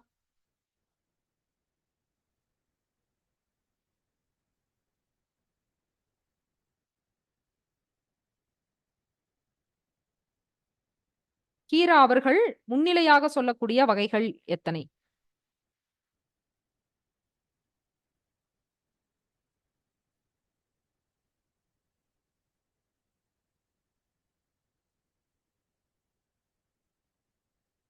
அவ்வளோதான். 19 என்பதுதான். அப்போ நெறையா பேரு சரியா அப்படியே வந்து கவனிச்சுட்டு வரீங்க அப்படிங்கிறது வந்து இது மூலமா தெரியுது. இப்படியே கவனிக்கிறீங்க அப்படிங்கும்போது, இது உங்களுக்கு நெறைய பகுதிகள புதுசா பார்க்குற மாரி இருக்காதுன்னு நம்ம சொன்னோம் இல்லையா? அதுக்கு முக்கிய காரணம் இதுதான். அதனால பெயர்களும் உங்களுக்கு நான் ஒரு 3, 4 தடவ சொல்லுவேன். அந்த அறிஞர்களினுடைய பெயர். அப்போ உங்களுக்கு படிக்கும்போதே புதுசா வந்து இருக்காது. அப்போ முடிந்த அளவு அப்பயே படிச்சுக்கிறீங்க அப்படிங்கும்போது, அதுக்குன்னு சொல்லி இன்னொரு நேரத்த ஒதுக்க வேண்டிய அவசியமானது இருக்காது அப்படிங்கிறனால தான். சரி, இப்போ இதுவரைக்கும் நம்ம வந்து பார்த்து முடிச்சிருக்கோம். அடுத்ததா பார்த்தீங்கன்னா, கேசவன் அவர்கள் சொல்லக்கூடிய குறிப்புகள வந்து பார்க்கலாம். இப்ப கேசவன் அவர்கள் வந்து நாட்டுப்புற கதைகள் வந்து முதலாளித்துவத்துக்கு முந்தைய சமூக அமைப்புல, இப்ப முதலாளித்துவம் என்பது முதலாளிகளினுடைய ஆதிக்கத்த காட்டக்கூடிய ஒரு அமைப்பாக இருக்கக்கூடியது இல்லையா? அந்த முதலாளித்துவத்தினுடைய சமூக அமைப்புல, அமைப்புக்கு கீழ இருக்கக்கூடிய இந்த நில பிரபுத்துவ மதிப்பீடுகளையே பெரும்பாலும் கொண்டுள்ளன அப்படின்னு சொல்றாங்க. இப்ப நில பிரபுத்துவ மதிப்பீடுகள் என்பது என்ன? அப்போ நிலத்தினுடைய உடைமை காரணமாக, அதன் மீது இருக்கக்கூடிய உரிமை காரணமாக, அதுல ஒரு கட்டுப்பாட வைத்து தனக்கு கீழ இருக்கக்கூடிய மக்கள வந்து கஷ்டத்துக்குள்ள, துன்பத்துக்குள்ள ஆளாக்குவாங்க இல்லையா? அப்போ அந்த நிலைகள்ல அந்த நிலையானது ஆரம்ப காலகட்டத்துல ரொம்ப அதிகமா இருந்துச்சு. அ எ முதலாளித்துவ ரீதியில மக்கள வந்து அடக்குமுறைக்கு உள்ளடக்கிறதா இருக்கட்டும், நிலத்தினுடைய உரிமைய வந்து மையப்படுத்தி வந்து மக்கள வந்து அடக்கிறதா இருக்கட்டும். இதனுடைய அடிப்படையில தான் நாட்டுப்புற கதைகளானது பெரும்பாலும் இருக்கு அப்படிங்கிறத சொல்றாங்க. அப்ப பிரபுத்துவ மதிப்பீடுகளையே பெரும்பாலும் கொண்டுள்ளனனா, அந்த அந்த நாட்டுப்புற கதைகள் என்பது இந்த ஒரு நோக்குல அமைந்ததாகத்தான் இது இருக்கு அப்படிங்கிறத சொல்றாரு. அப்படி சொல்லக்கூடியவர் ஒரு 6 குறிப்புகளையும் முன்னிலைப்படுத்தி வைக்கிறார். அப்ப அவங்களுடைய அதிகார நோக்குங்கிறத நம்ம பார்க்கிறோம். அப்ப அந்த அதிகார நோக்குல அமைக்கப்படக்கூடியதுல சில நம்பிக்கைகளும் வந்து இருக்கு. சிலர் வந்து இதுதான் சரி அப்படின்னு சில கூறுகள வந்து பயன்படுத்திட்டு வராங்க. இப்ப இயற்கைய பற்றி இருக்கக்கூடிய அறிவியலற்ற விளக்கமாக இருக்கட்டும். அதே மாதிரி பெண் அடிமைத்தனம், ஆணாதிக்கம், மூத்தவங்களுடைய சொல்ல வந்து பின்பற்றாம இருக்கக்கூடியது, கூட்டு குடும்பமாக இருக்கக்கூடியது. அதே மாதிரி பிற நில உடைமை மதிப்பீடுகள நிலத்தினுடைய உரிமை காரணமாக அந்த கட்டுப்பாட்டுக்குள்ள வச்சிருக்காங்க இல்லையா? அதுதான் சரி அப்படின்னு தூக்கி நிறுத்தக்கூடியதாக இருக்கட்டும். அதே மாரி ஆணினுடைய சாகச செயல்கள், வீரம், காதல் இது எல்லாத்திலயும் வந்து வெளிப்படக்கூடிய ஆணினுடைய செயல்களாக இருக்கட்டும். தலைவன வந்து வெளிப்படுறதாக இருக்கட்டும். மேல் சாதிகாரன விட கீழ் சாதிக்காரனுக்கு வந்து அறிவானது மட்டமாக இருக்கு அப்படின்னு சொல்றதா இருக்கட்டும். சமூகப்படி நில அமைப்பு சரியானது தான். அதுல வந்து சில குறைபாடுகள் இருந்தாலுமே, அது கரெக்ட்டா தான் இருக்கு. அது ஒழுங்கா தான் இருக்கு. அதுல வந்து அந்த சமூகத்துல எந்த விதமான மாற்றமும் செய்ய வேண்டியதில்ல அப்படின்னு சொல்றதா இருக்கட்டும்னு, இது எல்லாமே பார்த்தீங்கன்னா, ஒரு ஆதிக்கத்தினுடைய பார்வையில இருக்கக்கூடியதாகத்தான் இருக்கும். இது அனைத்தும் சரியான ஒரு அமைப்புல வந்து வரக்கூடியது கிடையாது. ஏன்னா, இது எல்லாமே ஒரு மேலாதிக்க சமூகத்துல இருக்கக்கூடியவங்க, ஒரு முதலாளித்துவ நோக்குல இருக்கக்கூடியவங்க, ஆதிக்கத்தினுடைய, அதிகாரத்தினுடைய மேலோக்குல இருக்கக்கூடியவங்க, அவங்களுடைய பார்வையில அவங்களுக்கு சரியானதாக இருக்கிறது தான் வந்து பயன்படுத்துவாங்க இல்லையா? அப்படி இருக்கக்கூடியவங்களினுடைய பார்வையில இந்த நாட்டுப்புற கதைகளினுடைய அமைப்ப நம்ம பார்த்தோம்னா, இந்த நிலைகள்ல இருக்கும். அப்படி இந்த நிலையில இருக்கக்கூடிய கதைகளும் இருக்குங்கிறதுக்கு தான் ஒரு 6 நிலைய வந்து சொல்றாரு. அத சொன்னவரு, இது அனைத்துமே சரியானது கிடையாது. இது அனைத்துமே மறுசீலிக்கப்பட வேண்டியது, ஆய்வுக்குரியதாக இருக்கக்கூடியது. அதுல மறு ஆய்வ வந்து நம்ம உட்படுத்தணும் அப்படின்னு வந்து சொல்றாரு. சரிங்களா? அப்ப இவரு சொல்லக்கூடியது பார்த்தீங்கன்னா, நாட்டுப்புற கதைகள்ல இந்த நிலப்பிரபுத்துவ மதிப்பீடுகளுக்கு கீழ இருக்கக்கூடிய பிரிவுகளாக இருக்கும் இல்லையா? அப்படி அமையக்கூடிய பிரிவுகள்ல அது எந்த நோக்குல அமையக்கூடியதாக இருக்கு? அவங்களுடைய பார்வையில தலைவனுடைய வழிபாடு குறித்த செய்திகள் தான் வந்து அதிகமா இருக்கும். ஆணினுடைய சாகச செயல்கள் தான் வந்து அதிகமா இருக்கும். கீழ் சாதிக்காரனுக்கு வந்து அறிவு ஆனது வந்து குறைவு தான் அப்படின்னு சொல்லுவாங்க. சமூகத்துல வந்து மாற்றமே தேவையானதாக இருந்தாலுமே, அதுல மாற்றம்ங்கிறதெல்லாம் பெரிய அவசியம் இல்ல அப்படின்னு ஒரு வளராத ஒரு நிலையாக இருந்தா எப்படி இருக்கும்? அப்போ அத சொல்லக்கூடியது தான் இது அனைத்துமே. இது அனைத்துக்குமே இந்த நில பிரபுத்துவ மதிப்பீடுகள் தான் வந்து முக்கியமா இருக்கு. அத மையமிட்டதாக இருக்கக்கூடியதாகத்தான் இருக்கு அப்படிங்கிறத வந்து சொல்றார். அப்ப இது அனைத்துமே சரியானது கிடையாது. இது எல்லாமே ஆய்வுக்குரியதாக இருக்கணும் அப்படிங்கிறதையும் சொல்றாங்க. அப்ப இது கேள்வியா கேட்கறாங்கன்னா, அதிகப்படியா கேசவன் அவர்கள் முதலாளித்துவத்துக்கு முந்தைய சமூக அமைப்புல இருந்த நிலைகள எத்தனையாக பிரிக்கிறாரு அப்படின்னு கேட்கலாம். ஒரு 6 நிலை. அதே மாதிரி இல்லன்னா, இதுல ஏதாவது ஒரு செய்திய குடுத்து, இத சொல்லக்கூடியவர் யாரு அப்படின்னு தான் கேட்கலாம். சரிங்களா? இந்த மாரி தான் கேள்விகள் வந்து வரும். இத தாண்டி இதனுடைய விளக்கம் சார்ந்து வரதுக்கு வந்து பெருசா வாய்ப்பு கிடையாது. அதனால கேசவன் அவர்கள் எத்தன நிலையா சொல்றாரு, அந்த குறிப்புகள் என்னென்ன அப்படிங்கிறத மட்டும் நீங்க நல்லா நினைவுபடுத்திக்கிட்டீங்க அப்படின்னா போதும். சரிங்களா? அதே மாதிரி கேசவன் அவர்கள் பார்த்தீங்கன்னா, புராண கதைகளினுடைய பிரிவுகள சமயம் சாராதவை, சமயம் சார்ந்தவைன்னு 2ஆ பிரிச்சு சொல்லுவார். புராண கதைகள், புராணங்கள்ல இருக்கக்கூடிய கதைகள் இருக்கு இல்லையா? அந்த பிரிவ 2ஆ வந்து பிரிக்கிறாரு. இப்ப சமயம் சார்ந்ததாக இருக்கக்கூடிய கதைகள்னு பார்த்தோம்னா நடுக்கல் கதைகளாக இருக்கட்டும், அதே மாதிரி கொள்ளிப்பாவை, அன்னிமிழினி, ஆடநந்தி, ஆதிமந்தி எல்லாம் நம்ம பார்த்திருப்போம். குறுந்தொகையில எல்லாம் நம்ம வந்து பார்த்திருப்போம். அப்ப இந்த கதைகள் எல்லாமே புராண கதைகளாக பார்க்கப்படக்கூடியது. இது எல்லாமே எது சாராதது? சமயம் சாராததாக விளங்கக்கூடியது. இதுவே சமயம் சார்ந்தது என்றாலே முச்சங்கங்களாக இருக்கட்டும், முருகன், கண்டிப்பா திருமால், சிவன், இந்திரன் அப்படின்னு கடவுளர்கள பத்தின கதைகள் இருக்கும் இல்லையா? இப்ப பெரிய புராணத்துல நம்ம பார்க்க முடியும். நெறைய நாயன்மார்கள பத்தி பேசியிருப்பாங்க. அதே மாரி தேவாரம், திருவாசகம், திவ்ய பிரபந்தம் இதுல வரக்கூடிய கதைகளாக இருக்கட்டும். திருமாலினுடைய கதைகள்னாலே ராமாயணம், மகாபாரதம், அவர் குறித்த அவதார கதைகள் இதுலலாம் கதைகள் இருக்கவே இருக்காதுன்னு நம்ம வந்து சொல்ல முடியாது இல்லையா? அந்த நூல்கள்லயே அதிகப்படியான கதைகளோடு இணைந்ததாகத்தான் ராமாயணம், மகாபாரதம், அவதாரத்த குறித்த பகுதிகள்லாம் இருக்கும். அப்ப அவர் சொல்லும்போதே இது எல்லாத்தையுமே புராணத்துக்கு கீழ நம்ம அடக்கலாம். அதுல இது அனைத்தும் சமயம் சாராததாக இருக்கக்கூடியது. இது அனைத்தும் ஒன்றா சைவம் சார்ந்து இல்லைன்னா வைணவம் சார்ந்து என்று சமயம் சார்ந்ததாக இருக்கக்கூடியது. அப்படின்னு 2ஆ பிரிச்சு சொல்றார். சரிங்களா? அப்ப நம்ம புராண கதைகள எப்படி பிரிக்கிறாரு அப்படிங்கிறத தெரிஞ்சுக்கணும்.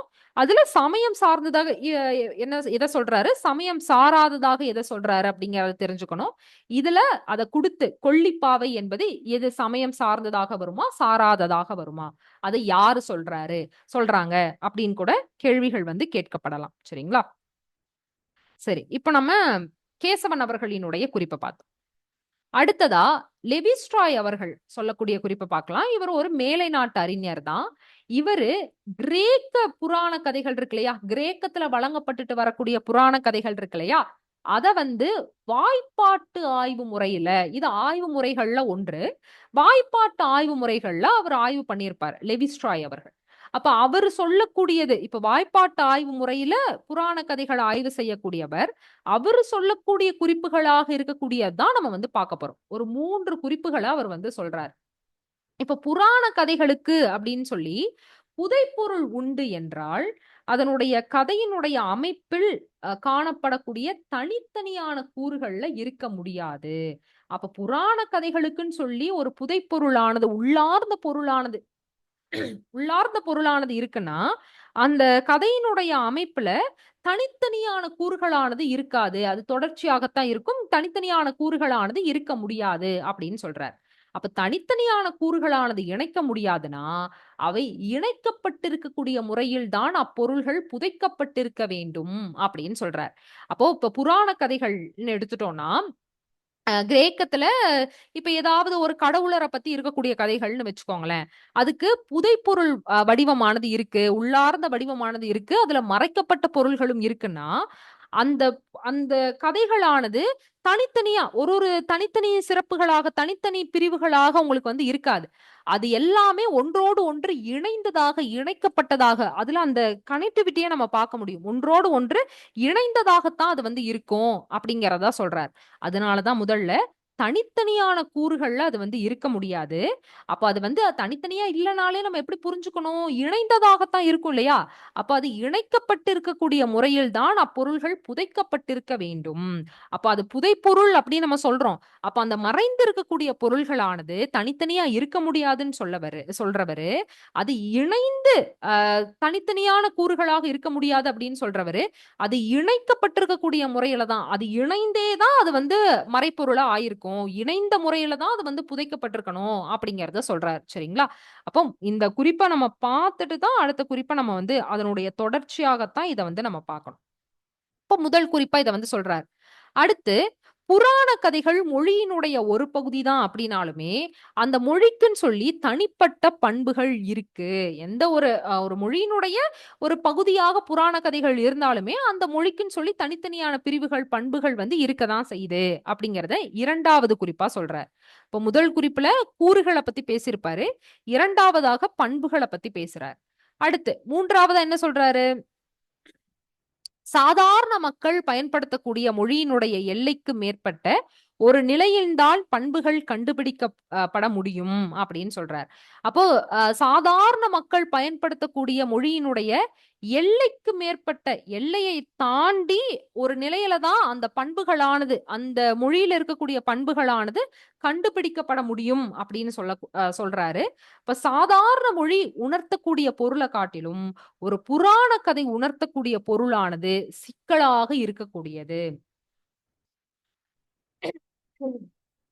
அப்ப இப்ப நம்ம சாதாரண ஒரு கதைய சொல்றோம்னா, அது நம்ம எளிமையா புரிஞ்சுக்குவோம். ஆனா புராண கதைகள் என்பது அப்படி கிடையாது. ஏன்னா, அது உணர்த்தக்கூடிய பொருளானது ரொம்ப கடினமா, ரொம்ப சிக்கலாக இருக்குங்கிறனால, நீங்க ஒரு எல்லைய தாண்டி, ஒரு எல்லைக்கு மேற்பட்ட ஒரு நிலையில தான் அதனுடைய பண்புகள நம்ம வந்து கண்டுபிடிக்க முடியும் அப்படின்னு சொல்றாரு. சரிங்களா?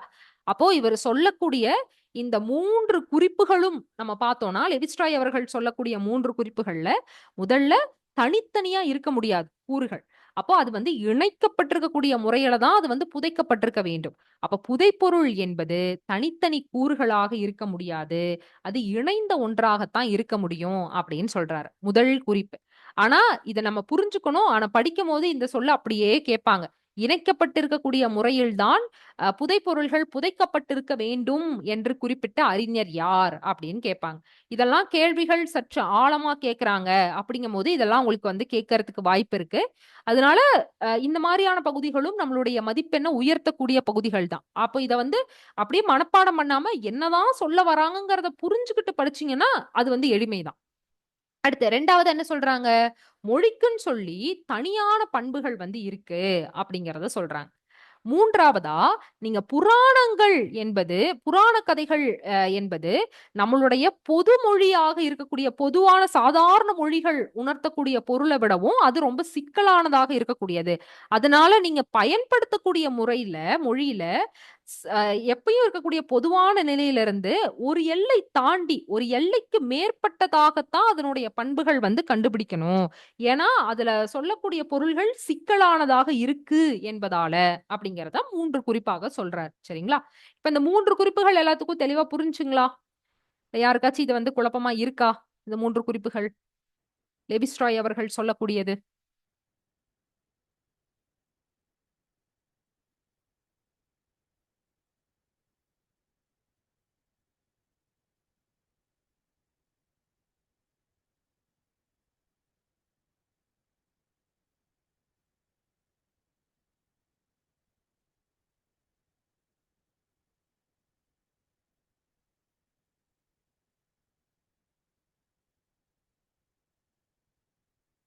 சரி. ஓகே. கிளியர் இல்லையா? இப்ப நம்ம வந்து லெவிஸ்ட்ராய் அவர்கள் சொல்லக்கூடிய குறிப்புகள நம்ம வந்து பார்த்தோம்.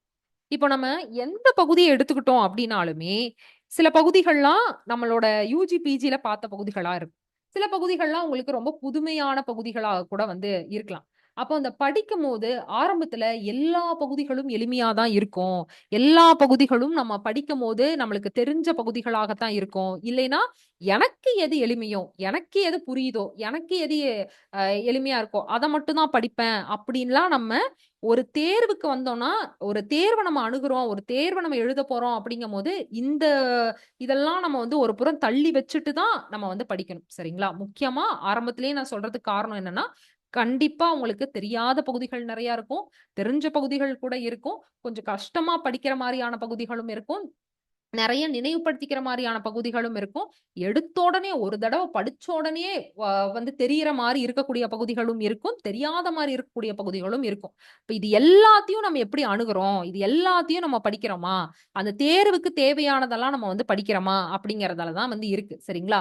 அப்போ இந்த பகுதிகள்லாம் பார்க்கும்போது, சில பகுதிகள்லாம் இப்ப இந்த மாரியான வரையறைகள்லாம் பார்க்கும்போது, கண்டிப்பா நாட்டுப்புறவியல்னு எடுத்துட்டோம்னா, கண்டிப்பா வரையறை சார்ந்து, அதனுடைய வகை சார்ந்து அறிஞர்கள் என்ன சொல்றாங்களோ, இத தான் அதிகமா கேட்பாங்க. எந்த ஒரு பகுதிய எடுத்துக்கிட்டோம்னாலுமே, முன்னிலையா கேட்கக்கூடியது இதுதான். ஆனா இதெல்லாம் நம்ம பார்க்காம இது எனக்கு கஷ்டமா இருக்கு.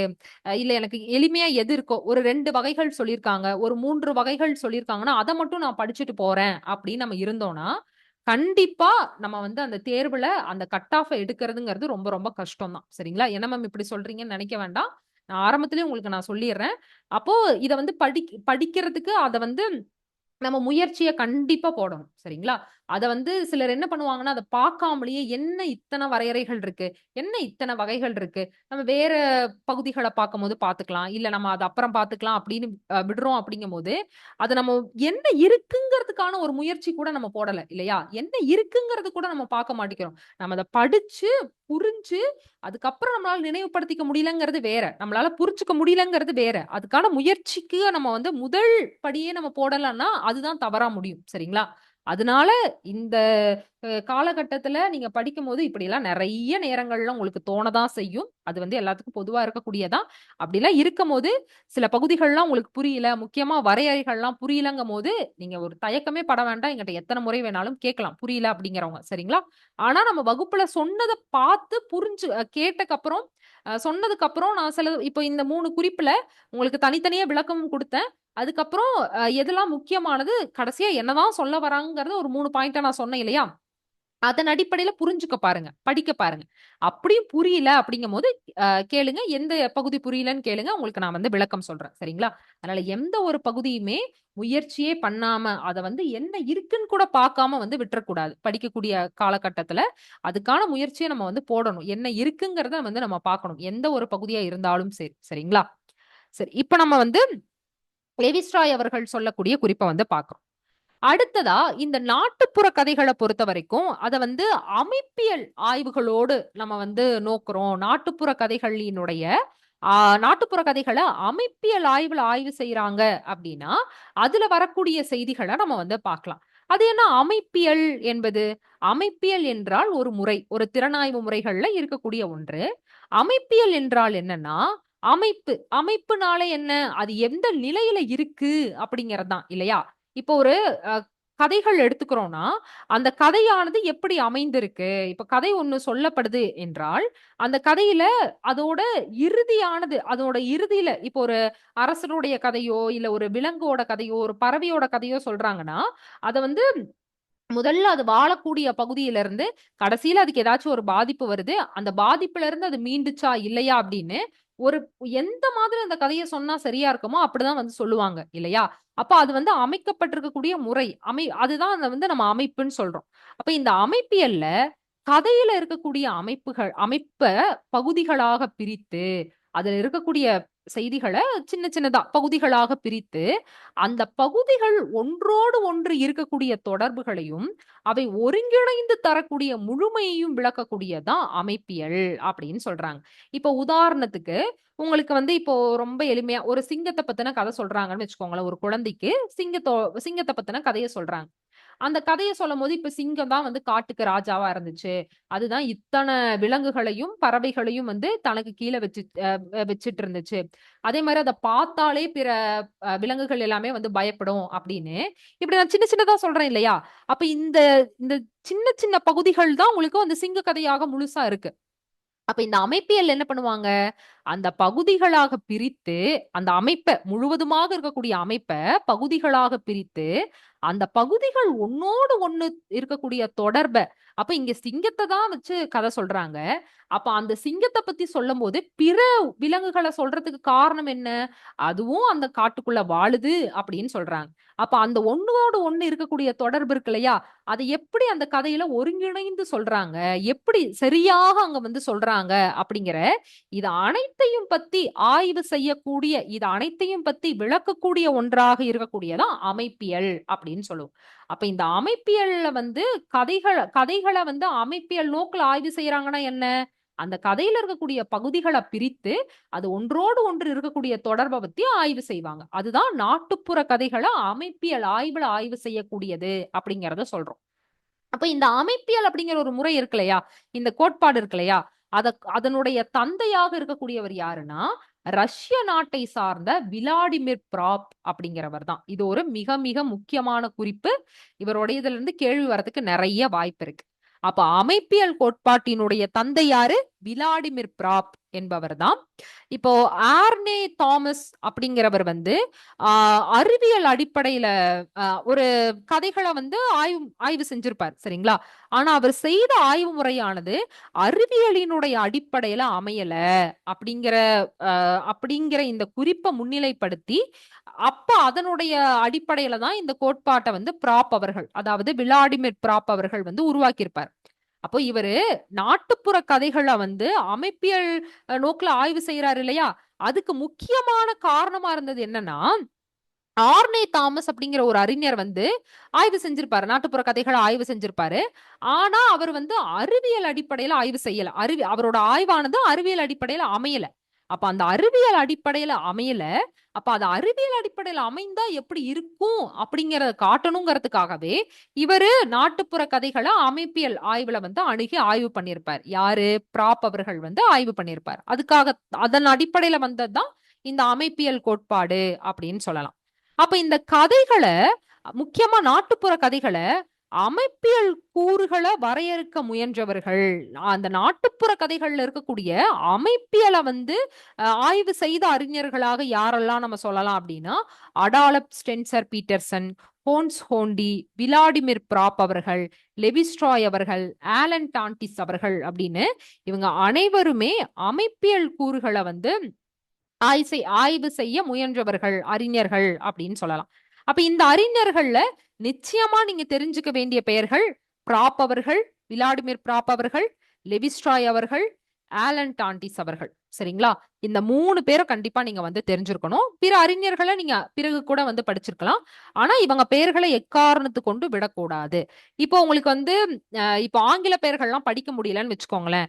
இது அப்படியே இங்கிலீஷ்லயே நீங்க எழுதி வச்சு கூட படிக்கலாம். இங்கிலீஷ்லயோ இல்ல உங்களுக்கு வந்து இப்படிதான் தமிழ், அதோட அவங்களோட பெயர்கள் தமிழ்ல தான் உங்களுக்கு நான் வந்து கொடுத்திருக்கேன்.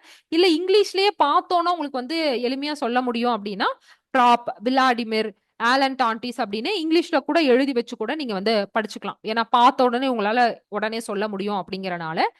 என்னால வந்து நினைவுபடுத்திக்க முடியும் மேம், மேலை நாட்டு பெயர்கள் பெயர்லாம் எனக்கு வந்து கஷ்டம்லாம் இல்ல அப்படிங்கிறவங்க எல்லா பெயரும் படிச்சுக்கலாம். இல்ல எனக்கு கஷ்டம் அப்படிங்கிறவங்களுக்காகத்தான் நான் சொல்றேன். 2ஆ பிரிச்சு இதுல கண்டிப்பா நீங்க பார்க்க வேண்டிய பெயர்கள், நிச்சயமாக பார்க்க வேண்டிய பெயர்களாக யாரெல்லாம் இருக்காங்க அப்படிங்கிறது. அதுல இந்த 3 பேரு. அப்ப அந்த 3 பேரை நீங்க நல்லா படிச்சு அடிக்கடி நினைவுபடுத்தினக்கு அப்புறம், இவங்க 3 பேத்தோட பேர் உங்களுக்கு தெளிவா தெரிஞ்சக்கு அப்புறம், அதுக்கப்புறம் தான் நீங்க பிற மூவருடைய பெயரை வந்து நீங்க பார்க்கணும். சரிங்களா? ஆனா இவங்களோட பேரை எக்காரணத்துக் கொண்டும் விட்டுறக்கூடாது. இந்த மூவரும் மிக முக்கியமானவங்க. அப்ப இந்த கோட்பாட நம்ம பார்த்தோம் இல்லையா? இதுல விளாடிமிர் பிராப் அவர்களினுடைய கோட்பாடு என்னன்னு அழைக்கப்படும்னா, தொடர்பாட்டு ஆய்வு முறை அப்படிங்கிற பெயர்ல குறிப்பிடுவாங்க. அவர் பயன்படுத்தக்கூடிய ஆய்வு முறை. இதே லெவிஸ்ட்ராய் அவர்களினுடைய ஆய்வு முறை வந்து வாய்ப்பாட்டு ஆய்வு முறை அப்படின்னு சொல்லுவாங்க. இப்ப இந்த 2ல ஏற்கனவே நம்ம எந்த குறிப்ப நம்ம பார்த்தோம்? இதுக்கு முன்னாடி நம்ம பார்த்த பகுதியில இது ஏதோ ஒரு கோட்பாட பத்தி நம்ம ஏற்கனவே பார்த்திருக்கோம். அது இதுல யாரோடது நம்ம பார்த்தோம்? அப்படி நினைவுல இருக்கவங்க சொல்லுங்க பார்க்கலாம். அதாவது வகைகள், புராணங்கள் இதெல்லாம் நம்ம பார்த்தோம் இல்லையா? அதுல ஒரு கோட்பாட்டு பெயரை நம்ம பார்த்தோம். அதுல யாரோடது பார்த்தோம் இவங்க 2 பேத்துல?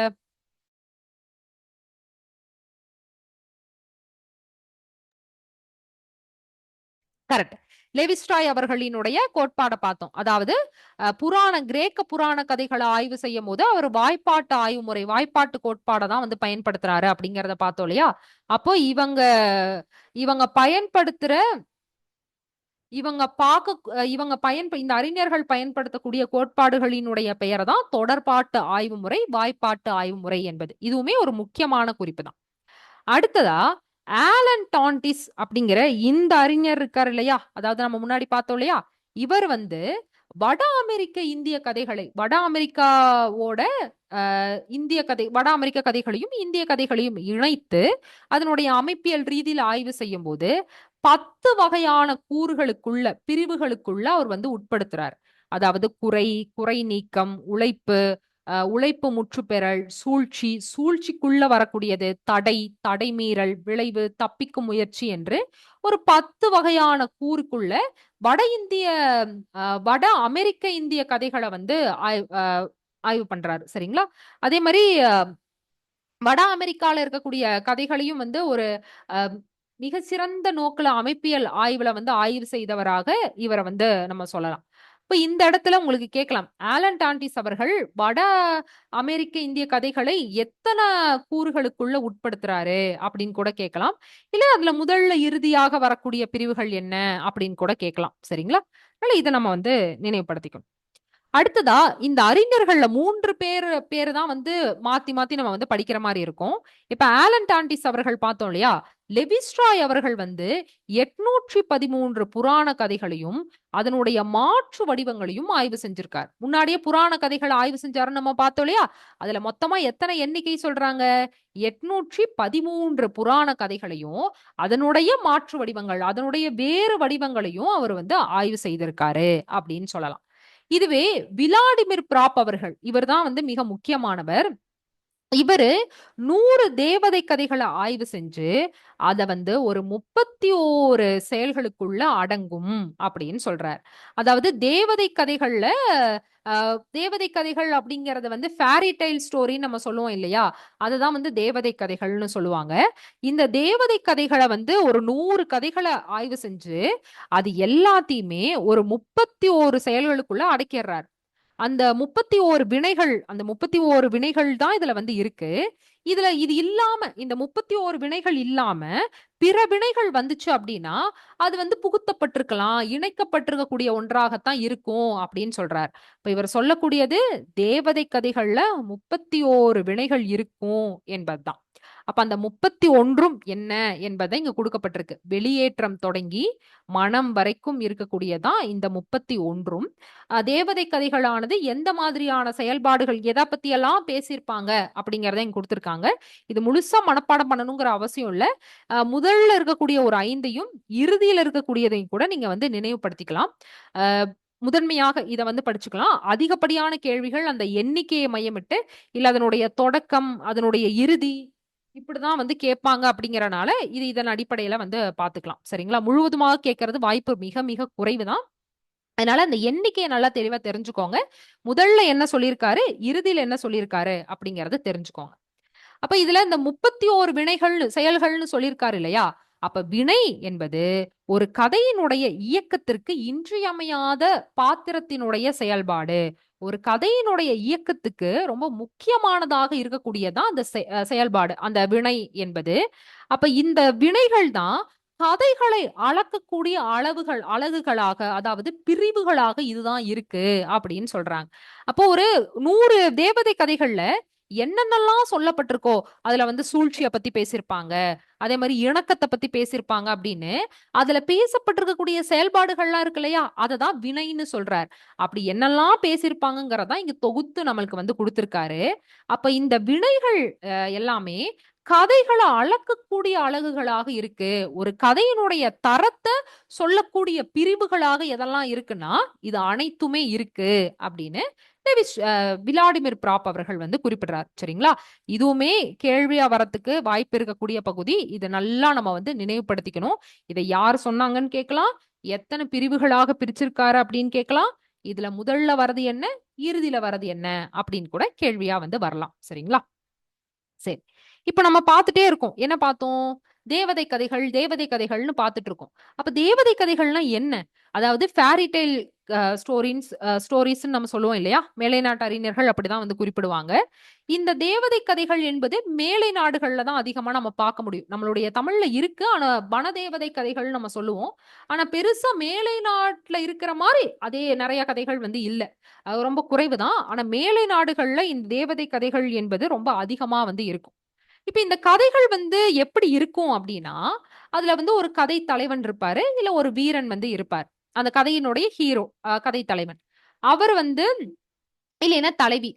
வரிசையாக பல சோதனைகளுக்கும், தொல்லைகளுக்கும் உட்படுத்தப்பட்டு, பல விந்தையான உயிர்களையும், நிகழ்வுகளையும், சம்பவங்களையும் எதிர்கொண்டு, கடைசியில அவங்க சீரோடும், சிறப்போடும் யாராவது ஒருத்தர வந்து மணந்து கொள்வது பற்றின கதைகள தான் தேவதை கதைகள் அப்படின்னு சொல்லுவாங்க. அதாவது முதல்ல பார்த்தீங்கன்னா, இப்ப நீங்க சிண்ட்ரெல்லா கதையெல்லாம் நம்ம நெறைய கேள்விப்பட்டிருப்போம். அத கூட நீங்க எடுத்துக்கலாம். அப்போ இது எல்லாமே எப்படி இருக்கும்னா, அந்த கதையினோட தொடக்கத்துல ஹீரோவும் இருக்கலாம், ஹீரோயினியும் இருக்கலாம். கதையோட தலைவன், தலைவி யாரா வேணாலும் இருக்கலாம். அவங்க ஆரம்பத்துல அவங்களுக்கு நிறைய பிரச்சனைகள் வரும், நிறைய சோதனைகள் வரும், நிறைய தொல்லைகள் வரும். அது எல்லாத்தையும் அவங்க எப்படி எதிர்கொள்றாங்க, அவங்களுக்கு எப்படி ஆச்சரியமான விஷயங்கள்லாம் வந்து நடக்குது அப்படிங்கிறத மாதிரிதான் அந்த கதையினுடைய அமைப்பு இருக்கும். கடைசியில எப்படி முடிச்சிருப்பாங்க அப்படின்னா, இவங்க இவ்வளோ கஷ்டத்தைப்பட்டவங்க கடைசியில ரொம்ப நல்லா சீரோடும் சிறப்போடும் வந்து வாழுவாங்க. கடைசியில அவங்க வந்து யாரோ ஒருத்தர இப்ப அந்த கதையினுடைய தலைவி இருக்காங்கன்னா, அவங்க தலைவன இளவரசன கல்யாணம் பண்ணிக்குவாங்க. இல்லைன்னா அங்க தலைவன் தான் வந்து கதை நாயகனாக இருக்காங்கன்னா, அவங்க ஒரு இளவரசிய கல்யாணம் பண்ணிக்குவாங்க அப்படின்னு திருமணத்தோடு மணந்து கொள்வது ஆக வந்து அந்த கதைய வந்து முடிப்பாங்க. இதுதான் வந்து தேவதை கதைகள் அப்படின்னு சொல்லலாம். இப்போ இந்த 31ல கடைசியா நம்ம என்னன்னு பார்த்தோம்? மனம் அப்படிங்கிறத பார்த்தோம் இல்லையா? அப்போ அது இந்த மனம்ங்கிற ஒரு செயல்ல தான் அது முடியும். தேவதை கதைகள் என்பது இறுதியாக எதுல முடியும்? திருமணத்துல தான் முடியும் அப்படிங்கிறத சொல்றாங்க.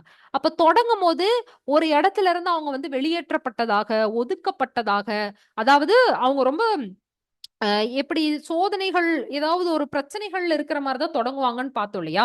அப்ப அதுல முதல்ல தொடங்கும்போதே வெளியேற்றத்தோட தான் தொடங்கும் அப்படிங்கிறத சொல்றாங்க.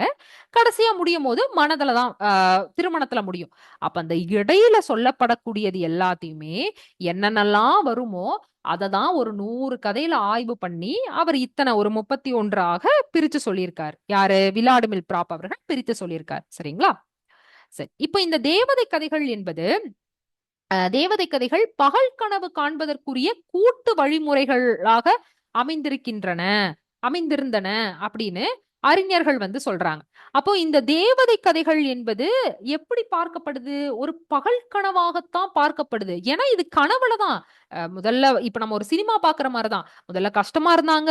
இடையில வந்து ஏதா ஒரு மந்திரக்கோள் அவங்களுக்கு கிடைச்சிரும். அதுக்கப்புறம் அவங்க வந்து நல்லா வாழ ஆரம்பிச்சுருவாங்க அப்படின்னு அவங்களோட நிலையே அங்க மாறுது இல்லையா? அப்ப இது வந்து ஒரு கனவு மாரிதான். ஒரு பகல் கனவு மாரிதான் அப்படிங்கிறது தான் பகல் கனவு அ மாதிரி அ மு அம் பகல் கனவு போல இருக்கக்கூடிய கூட்டு வழிமுறைகளாக அமைந்திருக்கின்றன அப்படிங்கிறது தான் அதிகப்படியான அறிஞர்களினுடைய கருத்தாக இருக்கு. அப்ப அவங்க வந்து அதீத கற்பனை கொன்ற ஒன்றாகத்தான் இந்த தேவதை கதைகள வந்து பார்க்குறாங்க. இப்ப நம்மளுடைய மந்திர கதைகள் நம்ம பார்க்குறோம் இல்லையா? அந்த மந்திர கதைகள் அ தான் வந்து ஒரு வகையில வனதேவதை கதைகள்னும் சொல்லுவாங்க. நம்மளுடைய இதுல வனதேவதை கதைகள் வந்து சொல்லப்படும். அந்த வனதேவதை கதைகள் வந்து மந்திர கதைகளும், வனதேவதை கதைகளும் ஒன்றுதான். 2மே வந்து ஒரே பெயர்ல இருக்கக்கூடிய வெவ்வேறு கதைகள் அப்படின்னும் அறிஞர்கள் வந்து குறிப்பிடுவாங்க. சரிங்களா? இப்ப இது அனைத்தும் உங்களுக்கு தேவதை கதைகளினுடைய குறிப்புகளோடு வரக்கூடியது.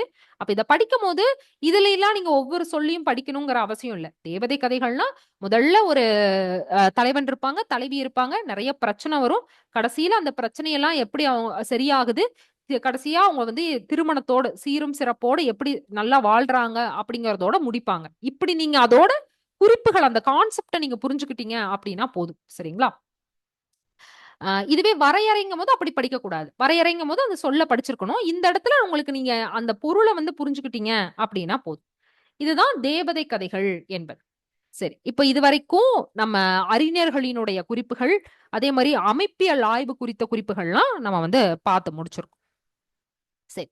அடுத்ததா லீனா சிசுலா அப்படிங்கிறவங்க வந்து கதைஞர்களினுடைய வகைகள வந்து குறிப்பிட்டு சொல்றாங்க. கதைஞர் அப்படின்னா, அதாவது நரேட் பண்றவங்க. கதைய சொல்லக்கூடியவங்க இருக்காங்க இல்லையா? அவங்கள தான் வந்து கதைஞர் அப்படிங்கிற சொல்லாடல்ல பயன்படுத்துறாங்க. லீனா சிசுலா அப்படிங்கிறவங்க. அப்போ அந்த அந்த கதைய சொல்லக்கூடியவங்க, கதை சொல்லின்னு சொல்லுவோம் நம்ம. ஆனா கதைஞர் என்றாலும், கதை சொல்லி என்றாலும் ஒன்றுதான். அப்ப அந்த கதைஞரினுடைய வகைகளாக ஒரு 5 வகைகள குறிப்பிடுறாங்க. அவங்க எப்படி இருப்பாங்க அப்படிங்கிறத. முதல்ல மரபுக்கும், தமக்கும் இடையில இருக்கக்கூடிய கணிசமான இடைவெளியை வைத்திருக்கக்கூடிய கதைஞர். அப்போ மரபுக்கும், பழங்காலத்துல இருக்கக்கூடிய அந்த தொன்மைக்கும், தனக்கும் இடையில ஒரு இடைவெளி இருக்கும். இடைவெளியானது அந்த கதை சொல்லக்கூடியவங்களுக்கு இருக்கும். அப்ப இந்த இடைவெளியோடு இருக்கக்கூடியவங்க ஒரு சில வகையினர் அப்படின்னு சொல்லலாம். அதே மாரி ஒரு இடைவெளிங்கும்போது, பெருசா அவங்களோட கதைகள்ல அந்த மரபு சார்ந்த செய்திகள நம்ம பார்க்க முடியாது. ஆனா இன்னியொரு வகையினர் இருக்காங்க.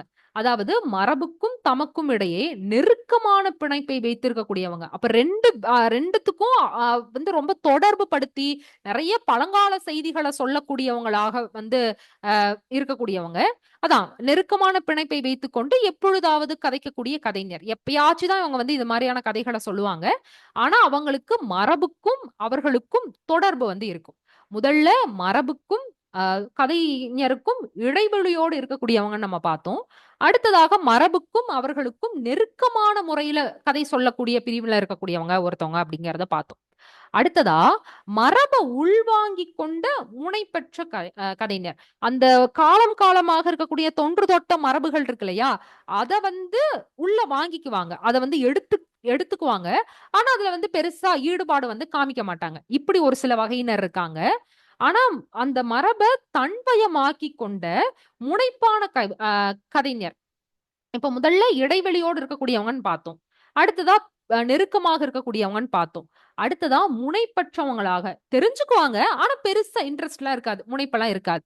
அடுத்ததா தன்வயமாக்கிக் கொண்ட, அதோடு ஈடுபாடு கொண்டு முனைப்பாக இருக்கக்கூடிய கதைஞர். அடுத்ததாக பார்த்தீங்கன்னா, மரபுக்கும் தமக்கும் இடையே இடைவெளி உள்ளவராக காணப்படக்கூடிய முனைப்பெற்ற கதைஞர்.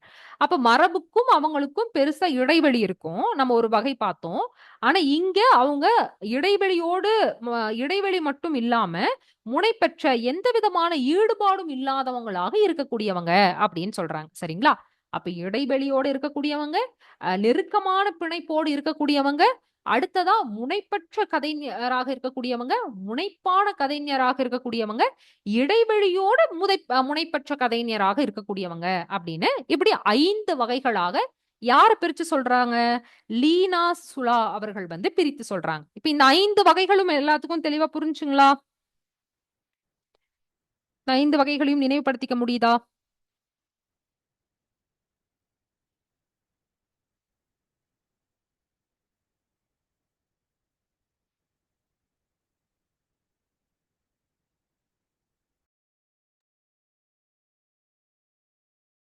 சரி.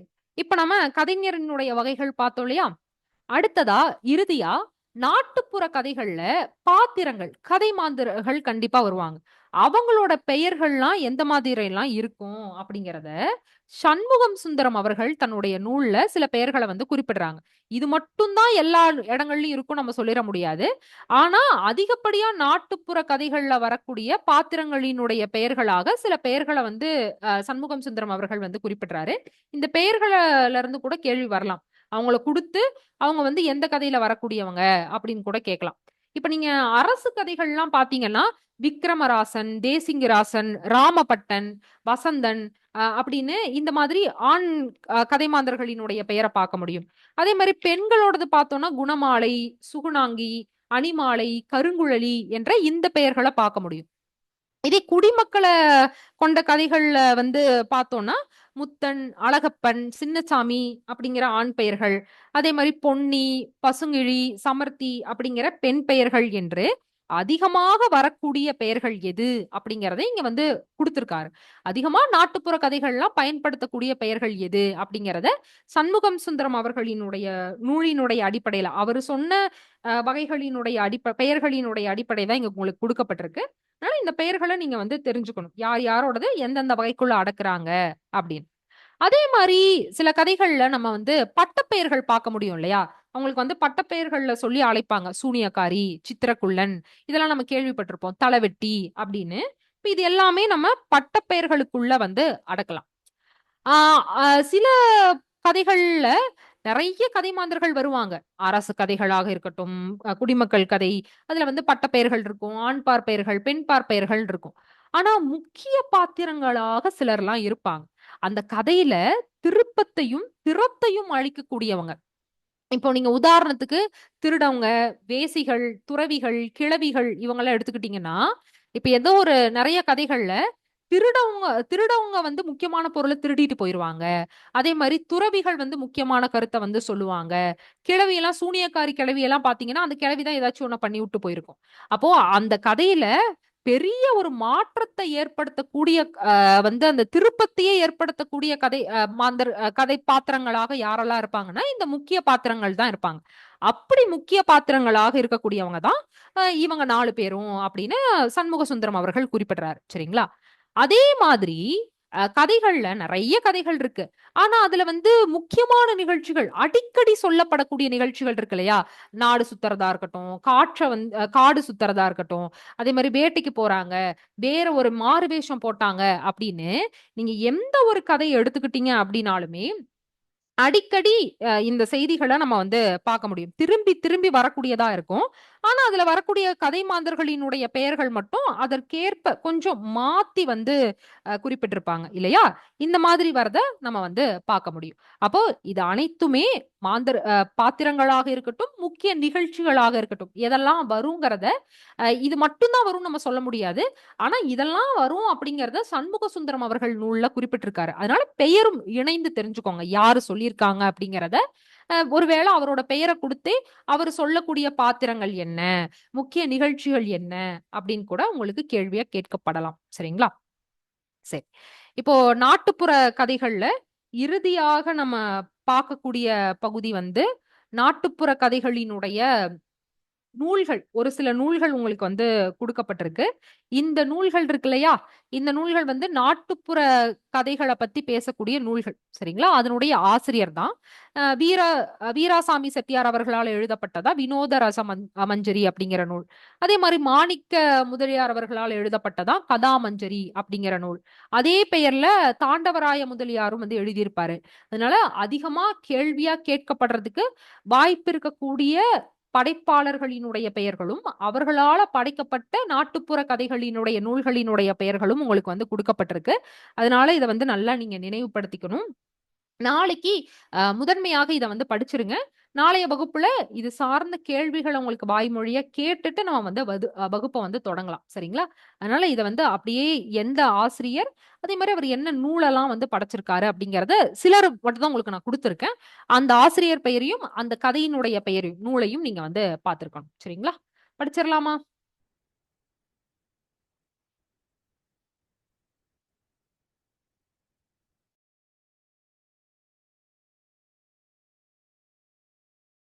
ஓகே. சரி. இன்றைய வகுப்புல நம்ம நாட்டுப்புற கதைகள் தொடர்பான செய்திகள்லாம் பார்த்திருக்கோம் இல்லையா? அதுலருந்து ஒரு சில கேள்விகள நம்ம வந்து பார்க்கலாம். ஏற்கனவே உங்களுக்கு நெறைய வாய்மொழியா நம்ம வந்து கேட்டிருப்போம். அதுலருந்து ஒரு ஒரு 2 கேள்வி நம்ம பார்க்கலாம். விளாடிமிர் பிராப் சுட்டும் தேவதை கதைகளினுடைய செயல்கள். எத்தனைய சொல்றாங்க? கரெக்ட். 31 தான் வந்து அவர் சொல்லக்கூடிய வகைகள் இல்லையா? இப்போ இந்த விளாடிமிர் பிராப் அவர்கள் எதனுடைய தந்தையாக விளங்கக்கூடியவர்? அப்படியே சொல்லுங்க பார்க்கலாம். எந்த பிரிவினுடைய தந்தையாக இவர் வந்து குறிப்பிடுறாங்க? எந்த கோட்பாட்டினுடைய தந்தைன்னு அப்படின்னு நம்ம பார்த்தோம்?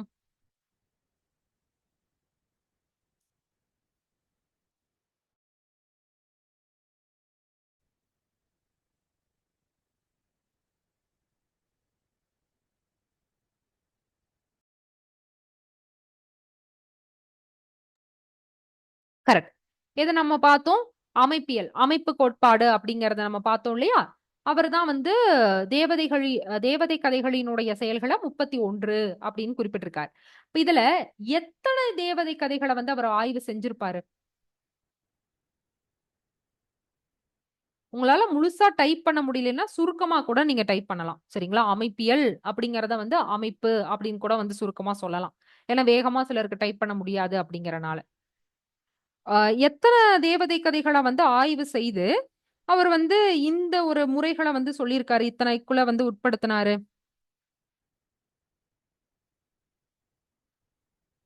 100 தேவதை கதைகள ஆய்வு செய்து, அதிலிருந்து எத்தன பிரிவுகள பிரிச்சிருப்பாரு? 31 செயல்களுக்கு கீழ குடுத்திருப்பாரு. இல்லையா?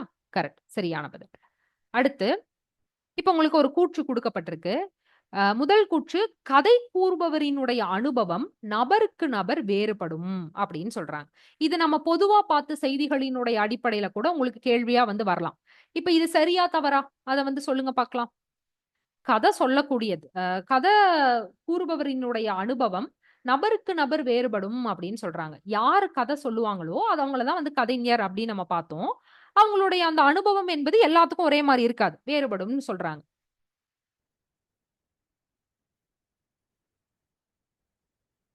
ஆமா, வேறுபடும் இல்லையா? நிச்சயமா வேறுபடும். சரிதான்.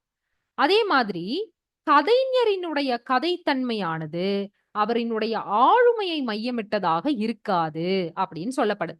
இப்ப நம்ம பார்த்த பகுதிகள நீங்க புரிஞ்சுக்கிட்டீங்க அப்படிங்கும்போது, அந்த புரிந்து கொள்ளக்கூடிய தன்மையினுடைய அடிப்படையில சில கேள்விகள் உங்களுக்கு வந்து வரலாம். அதுக்கு நீங்க பழகணும் அப்படிங்கிறதுக்காக தான் இப்படி உங்களுக்கு குடுக்கப்பட்டிருக்கு. சரிங்களா?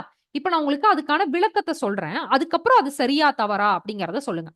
இப்ப கதைஞர்னா கதை சொல்லக்கூடியவங்க தான். அவங்களுடைய கதை தன்மையானது அவருடைய அவருடைய ஆளுமையை மையமிட்டதாக இருக்காது அப்படின்னு சொல்றாங்க. அப்ப அவங்க சொல்லக்கூடிய அந்த கதை இருக்கு இல்லையா? அதுக்கும் அவங்களுடைய ஆளுமைக்கும் தொடர்பில்ல அப்படிங்கிறத சொல்றாங்க. இப்ப இது சரியா, தவறா? ஆளுமை என்பது அவங்களுடைய திறம் தான். எந்த அளவு அவங்க தெரிஞ்சு வச்சிருக்காங்க அப்படிங்கிற அது சார்ந்து இருக்கக்கூடிய எல்லாமே உங்களுக்கு ஆளுமைக்குள்ள அடக்கலாம். அப்ப 2க்கும் தொடர்பு இல்லன்னு சொல்றாங்க. பர்சனாலிட்டின்னு சொல்லுவோம் இல்லையா? அதுதான்.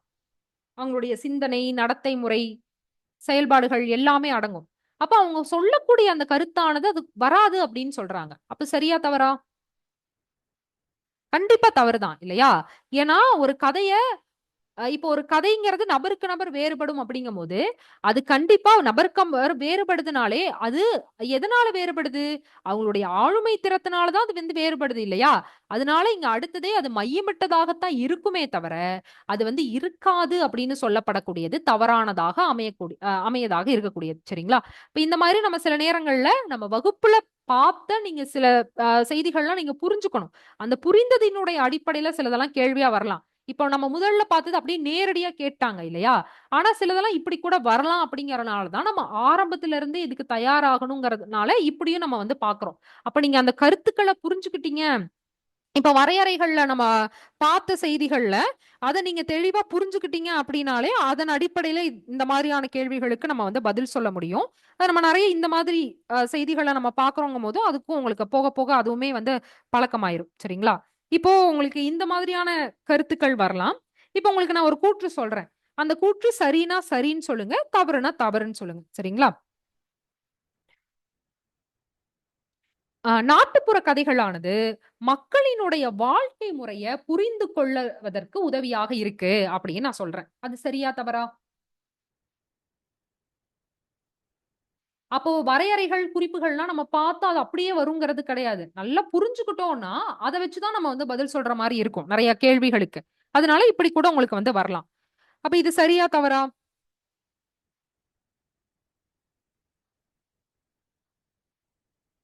சரிதான் இல்லையா? வாழ்க்கை முறைய புரிந்துறதுக்கு அது வந்து உதவியாக இருக்கக்கூடியது தான்.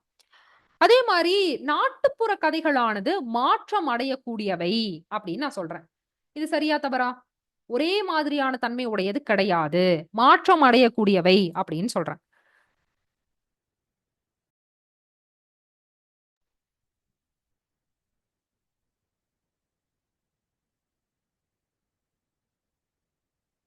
ஆமா, நிச்சயமா வந்து நாட்டுப்புற கதைகளானது நிச்சயமா மாற்றம் பெறக்கூடியது தான் இல்லையா? அப்ப இது சரிதான். இந்த மாதிரி தான் உங்களுக்கு கூற்றுகள் வருது. அதே மாரி உறுதி கூற்று, காரண கூற்றெல்லாம் கேட்கறாங்க. கேள்வியா கேட்கறாங்க. போன தேர்வுல உங்களுக்கு ஒரு 5, 6 கேள்வி தான் கேட்டாங்க. அடுத்த தேர்விலயும் அதே அளவு தான் கேட்பாங்கங்கிறது கிடையாது. அதிகப்படுத்தலாம். கேள்விகள வந்து அதிகப்படுத்தலாம். இப்ப இந்த மாதிரி சரியான விடைக்கு பெரும்பாலும் நம்ம படிக்கக்கூடிய சொற்றொடர்கள அப்படியே குடுத்து கேட்டுருவாங்க. ஆனா கூற்றுகளுக்கு நம்ம யாராலயுமே சொல்ல முடியாது. எந்த தொடர் அப்படியே குடுப்பாங்க அப்படின்னு. ஆனா இப்படி நீங்க புரிந்து கொள்ளக்கூடிய பகுதிகள தான் இப்படி கொஞ்சம் மாத்தி, இப்ப நம்ம எந்த இடத்துலயும் இதே சொல்ல நம்ம அப்படியே பார்த்திருக்க மாட்டோம். ஆனா நம்ம பொருள் பார்க்கக்கூடிய இடத்துல இத பத்தி நம்ம பேசியிருப்போம் இல்லையா? அப்ப அந்த குறிப்புகள நீங்க புரிஞ்சுக்கிட்டீங்கன்னா, கூற்று மாதிரியான வரக்கூடிய கேள்விகளுக்கு நம்ம எளிமையா அணுகலாம். எளிமையா வந்து பதில் சொல்லிற முடியும். அதனால இப்படி நம்ம சில இடங்கள்ல கூற்றுகள்லாம் வாய்மொழியா கேட்கிறோம்னா, அதுக்கு நீங்க பழகிட்டீங்க அப்படின்னாலே, கூற்று கேள்விகளுக்கெல்லாம் எளிமையா நம்ம வந்து அணுகி பதில் சொல்லிற முடியும். சரிங்களா? அதனால நம்ம வகுப்புல அப்பப்ப இந்த மாரியான கேள்விகளும் நம்ம வந்து பார்க்கலாம். சரி. இன்றைய வகுப்புல நம்ம முழுவதுமாக நாட்டுப்புற கதைகள் தொடர்பான செய்திகள வந்து பார்த்திருக்கோம். நாட்டுப்புற கதைகளினுடைய நூல்களும், அதனுடைய ஆசிரியர்களும் உங்களுக்கு நான் வந்து படிக்க சொல்லியிருக்கேன். மறக்காம அத வந்து படிச்சுருங்க. அடுத்த வகுப்புல முதல்ல அதனுடைய கேள்விய நம்ம கேட்டுட்டு, நம்ம வந்து அடுத்த வகுப்புல தொடர்ச்சியா பகுதிகள வந்து நம்ம பார்க்கலாம். இன்னைக்கு நம்ம பார்த்த இந்த பகுதிகள்ல இருந்து உங்களுக்கு ஏதாச்சு சந்தேகம் இருந்துச்சு அப்டின்னா, ஒரு 2 நிமிடம் மட்டும் வெயிட் பண்ணுங்க. டவுட் எதுவும் இல்லங்கிறவங்க லீவ் ஆயிக்கலாம்.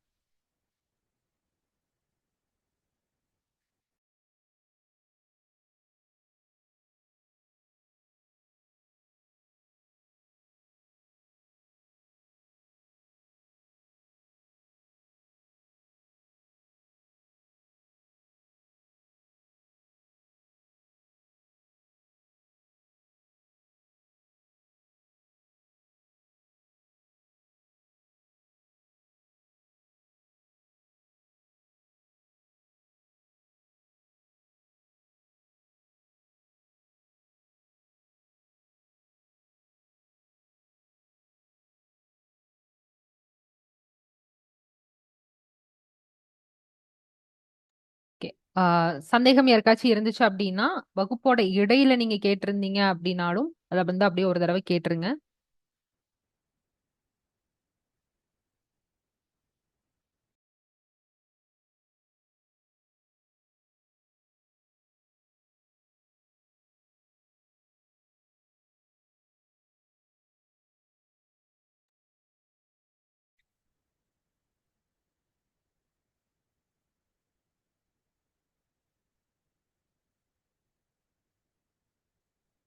Okay, வேற யாருக்காச்சும் டவுட் இருக்குங்களா?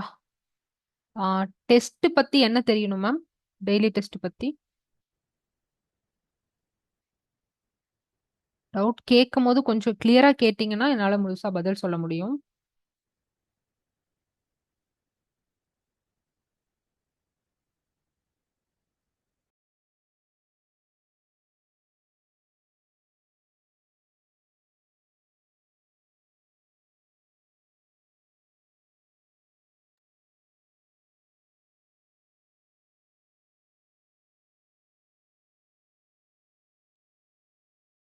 மேம், உங்களுக்கு டெஸ்ட் உங்களோட நீங்க எப்படி எத்தனை மார்க் அப்படிங்கறது யாரு டாப்பா வந்திருக்காங்க அப்படிங்கறது எல்லாமே உங்களுக்கு வந்து அப்டேட் பண்ணுவாங்க மேம். அதை வச்சு கூட நீங்க பாத்துக்கலாம் எத்தனை பேர் வந்து நமக்கு போட்டியா இருக்காங்க, எத்தனை பேர் சரியா சொல்லியிருக்காங்க அப்படிங்கறது எல்லாமே. சரிங்களா?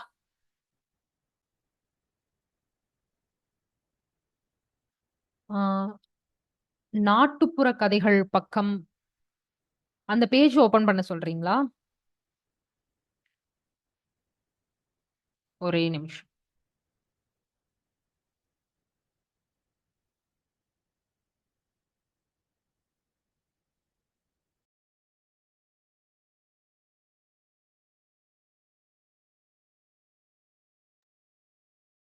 பாத்துக்கோங்க மேம். உங்களுக்கு இதுல இருக்க டவுட்டா இல்ல இந்த பேஜ் மட்டும் காட்டினா போதும்னு கேக்குறீங்களா?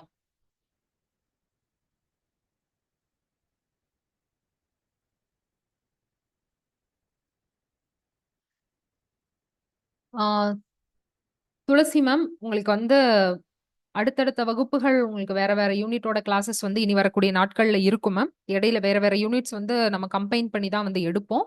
உங்களுக்கு வந்து அப்போ வந்து வாய்ப்பு இருக்கு அப்படின்னா நம்ம பார்க்கலாம். வந்து உங்களுக்கு சொல்லுவாங்க மேம் யார் எடுக்கிறாங்க ஃபேக்கல்டி அப்படிங்கிறது. சரிங்களா? சாவித்ரி மேம், டெஸ்ட் 5, 6ன்னு எதை சொல்றீங்க? ஒரு டெஸ்ட் தான் உங்களுக்கு வந்து அப்லோட் ஆயிருக்கும். எதை சொல்றீங்க?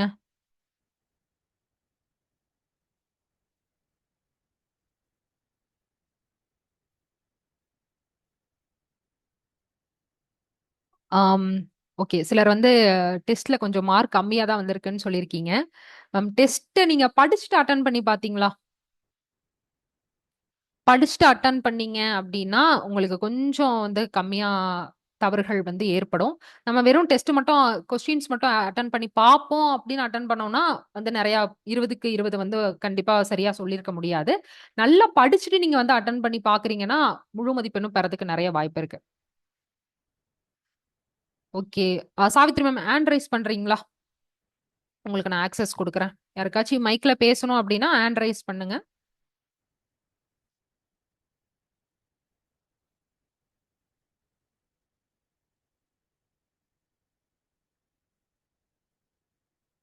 திவ்யா மேம், இன்னைக்கு தான் கிளாஸ் ஜாயின் பண்ணியிருக்கீங்கன்னு சொல்லியிருக்கீங்க. மேம், புக் வந்து உங்களுக்கு ரெடி ஆயிட்டு இருக்கு மேம். கொஞ்சம் காலம் எடுத்துக்குவோம். உங்களுக்கு வந்து இப்போதைக்கு வகுப்பு வந்து முக்கியமா கவனம் குடுத்து கிளாஸஸோடதும், கிளாஸ்ல நம்ம குடுக்குற அந்த நோட்ஸ், பிடிஎஃப் மட்டும் ரெகுலரா வந்து பயன்படுத்துங்க. அத வந்து படிங்க. புக் உங்களுக்கு கூடிய சீக்கிரமே குடுத்துருவோம். அது குடுத்த அப்டேட் எல்லாமே உங்களுக்கு கோஆர்டினேட்டர் வந்து இன்ஃபார்ம் பண்ணுவாங்க. சரிங்களா? நான் புக் வந்தக்கப்புறம் தான் படிக்கணும்னு நெனைக்க வேண்டாம். ஏன்னா வகுப்புகள் எல்லாமே உங்களுக்கு தேர்வு நோக்குல தான் இருக்கும் அப்படிங்கிறனால, இதுக்கு முதல்ல முக்கியத்துவம் குடுத்து வந்து படிங்க. அதுக்கப்புறம் உங்களுக்கு புக் வந்தக்கப்புறம் உங்களுக்கு அதுல எப்படி படிக்கணும் எல்லாமே நம்ம வந்து சொல்லிருவோம்.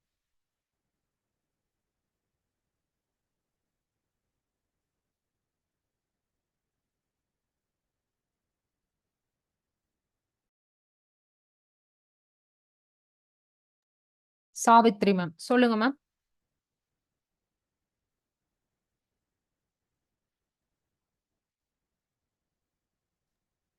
Good morning ma'am. Good morning ma'am. சொல்லுங்க மேம். மேம் நான் இப்பதான் ஒரு 2 மந்த்தா பார்த்துட்டு இருக்கேன். எனக்கு இப்ப இந்த டெஸ்ட் வந்து மறுநாள் அன்னைக்கு சண்டே ஓபன் பண்ணும்போது எனக்கு எதுல ஓபன் பண்ணணும்னு தெரியல மேம். எப்படி அதை அட்டன் பண்ணணும்ட்டு. மத்த இதெல்லாம் வந்து இந்த சைட்ல காட்டும் யூனிட் 1, அதுல கிளாஸ் 1 கிளாஸ் 2, யூடியூப், அதுக்கப்புறம் இது இருக்கும், லெசன்ஸ் இருக்கும், பிடிஎஃப் இருக்கும், அப்புறம் டெஸ்ட் இருக்கும். ம். இந்த டெஸ்ட் நான் எப்படி அட்டன் பண்றது? உங்களுக்கு ஆப்லயே தான் மேம் இருக்கும். டெய்லி டெஸ்ட் எல்லாமே உங்களுக்கு ஆப்லயே தான் வரும். உங்களுக்கு இந்த ஆப் எனக்கு பாப்பப் ஆகல. அதே மாதிரி யூனிட் 9 போட்டு இந்த நாட்டுப்புற கதைன்ற இது வந்து இல்ல எனக்கு. ஓகே. ஒரு உங்களுக்கு சில யூனிட் மட்டும் தான் காட்டுது. இப்ப நீங்க எப்போ ஜாயின் பண்ணிருந்தீங்க மேம்? நான் ஜான்வரில மேம். ஓகே. உங்களுக்கு ஆக்சஸ் கீது போயிருக்குமோ என்னமோ மேம். உங்களோட நேம் இதுக்கு சப்போர்ட் டீம் கால் பண்ணி கேட்டீங்களா மேம்? இல்ல இல்ல, நான் ஓகே. உங்ககிட்ட பேசும்போது இப்ப கேட்டுட்டு அடுத்த டெஸ்ட் பண்ணலாம் அப்படின்ட்டு வெயிட் பண்ணேன். ஓகே. இன்னைக்கு ஒரு நான் தடவை உங்களுக்கு கால் உங்களோட பண்ணேன். ஆப்ப வந்து ம். அப்டேட் பண்ணிட்டு, நம்மளோட ஆப்ப அப்டேட் பண்ணிட்டு மறுபடியும் போய் பாருங்க. உங்களுக்கு கொடுத்த ஆ பாஸ்வேர்டு போட்டு போய் பாருங்க. அப்படி வரல சரி. அப்படின்னா, சப்போர்ட் டீம் கால் பண்ணி கேட்டீங்கன்னா, உங்களுக்கு ஹெல்ப் பண்ணுவாங்க. சரிங்களா? ஓ okay ma'am, thank you okay. Ma'am. Okay ma'am. Okay ma'am, thank you. உங்களோட கிளாஸ் நல்லா இருக்கு பார்க்க, நன்றி மேம். கேட்கறதுக்கு. நன்றி ரொம்ப ma'am. Thank you ma'am. Okay thank you. Ma'am. Okay. வேற யாருக்காச்சும் டவுட்ஸ் இருக்குங்களா?